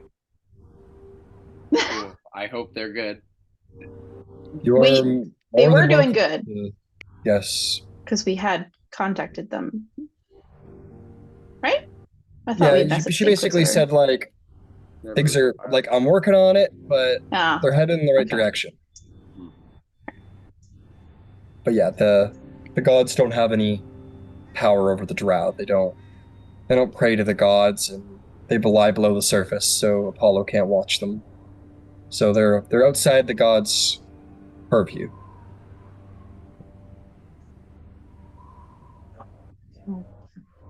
We need a god of underground. That's what we need. Hey, going for it, Katara? Thalia, is there any way you could aid me in this?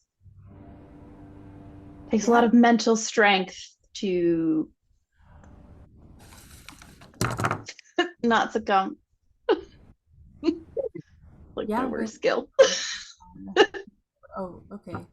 So enhance ability, will that help? Yeah. Is this an ability it's, check or saving throw? It's an intelligence saving throw. Oh, But does okay. that work only for ability checks? For enhanced ability?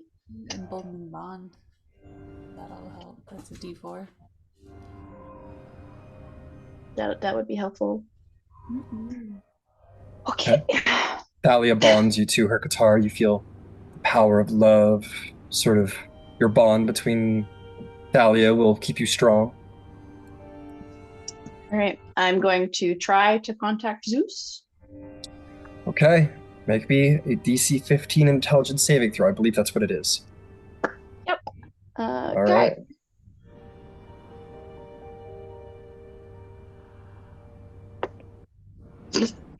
Oh no. Can I What? silvery barbs? Can you I use mean, Silver I'm Bob's gonna- a saving throw? Can I? I I, don't know. I don't know. There is no way for me to win with that one. I'm going to tell you right now. Even All right. with the even with the emboldening bond. I think you can, Thalia. But let me know. Blood starts coming down to my nose. Talia's like, oh no. Yeah, but we're it's used to on the that. saving throw. It does That count. isn't that kind of normal? There Black we go. Yeah. sludge. Is Yeah, that that's better? nothing new. Yeah. Katara starts casting the spell. Oh, it is and then, All then right. it starts Blood to is like coming grudge from vomit like eyes, black oil. nose, everything. Yeah. Yeah, blood comes out of your eyes and your nose. You start vomiting like black oil, and everyone's like, "Okay, it's not working." Thalia, you cast silvery barbs and you can provide advantage to her on top of it. Yeah, I'm gonna give that advantage to her. Thalia takes you in her arms, Katara, and says, "You can do it. You can do it, sister." And you may make another intelligence saving throw with the same D4 roll, and you may do this at advantage for silvery barbs, which came in clutch in this moment. Okay, let's not do that dice.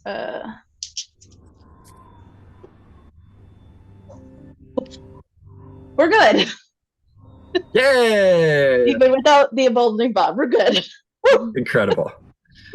This time, all of the blood shoots back into your eyes or nose. You just drink all that black oil back into your body, and you like rise into the air as you feel the power of Hecate traveling through you. This is a magic beyond the normal scope of the natural world. This is the magic of Hecate, and you feel your consciousness violently pulled from your mind, funneling through the plains. And you feel the birth of a great storm somewhere beyond. You feel the presence of Zeus, and he looks upon you. Zeus, we're gathering forces and information, hoping you can help us. Are you being held within the vault? Thunder wraps around your mind, and you hear, yes. Does Kronos know where the gods are gathered?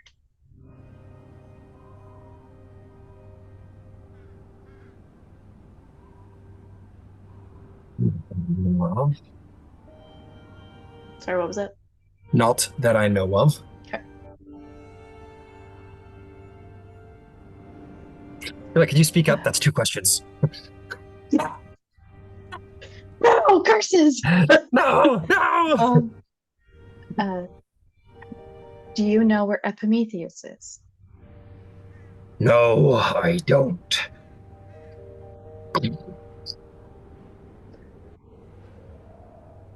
Is Prometheus a willing ally of the Titans? No, he is not.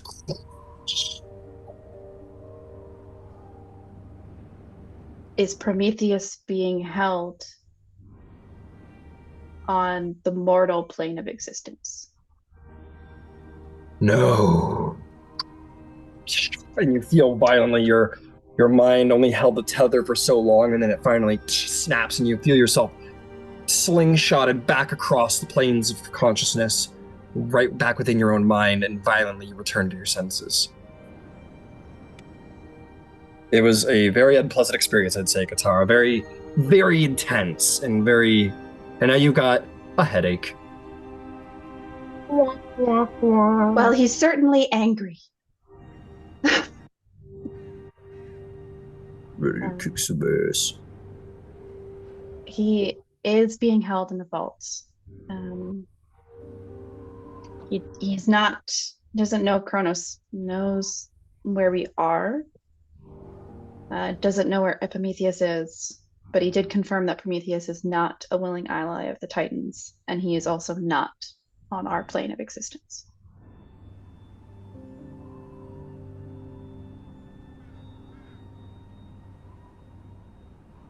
Well done. Yeah.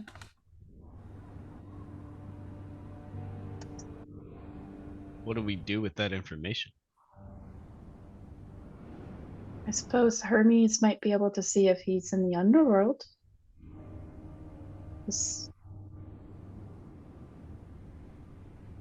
Outside of that, I imagine he's probably at Olympus. Unless there's other planes of existence that he might be held at.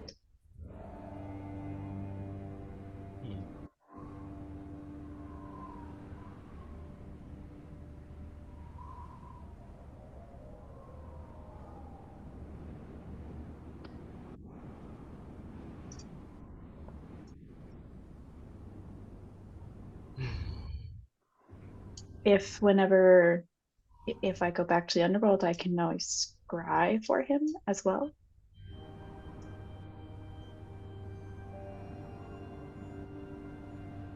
No.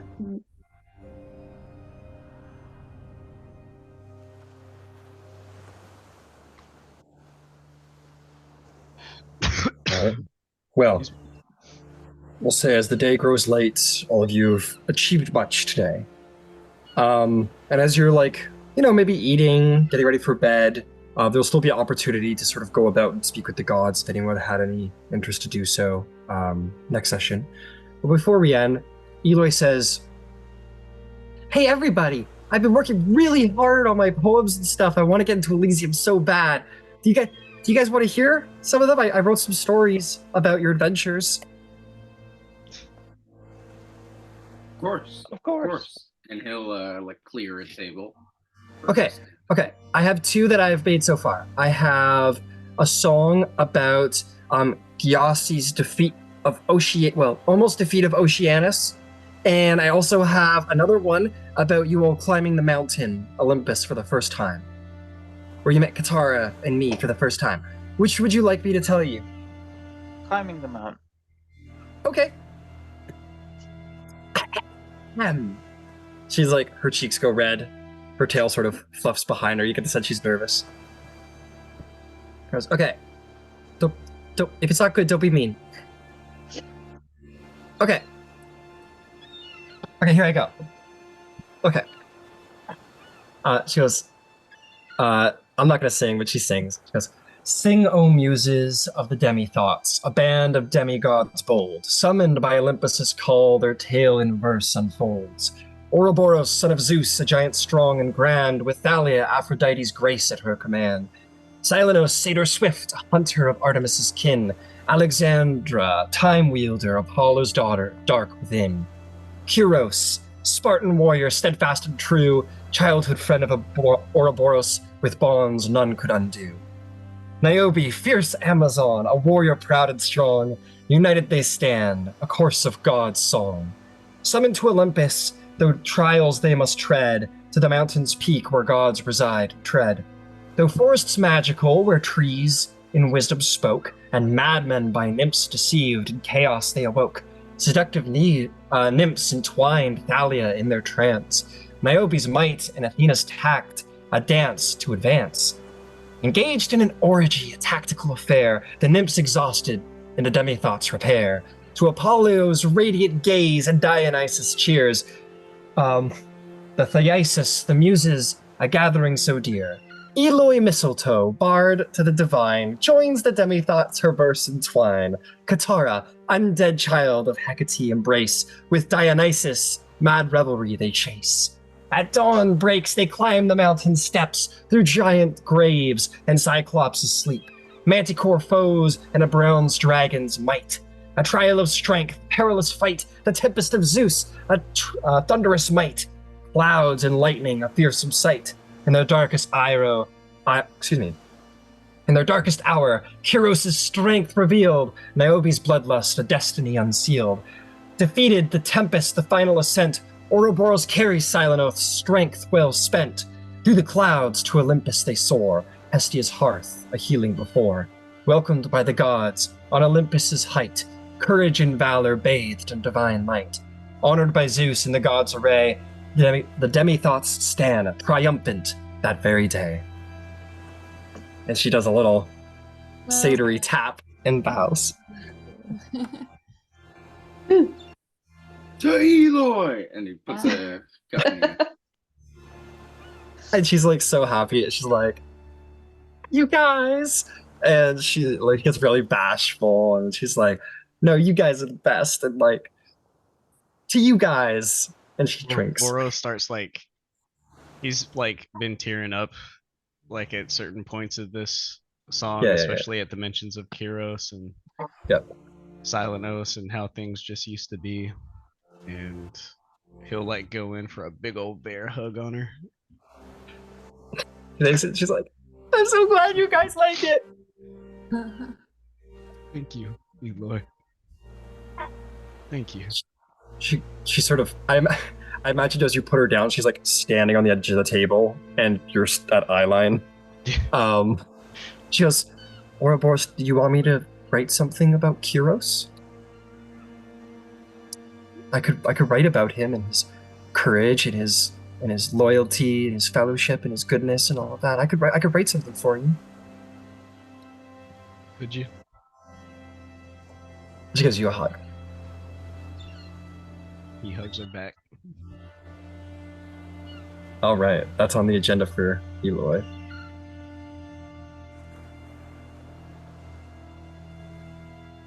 And with that,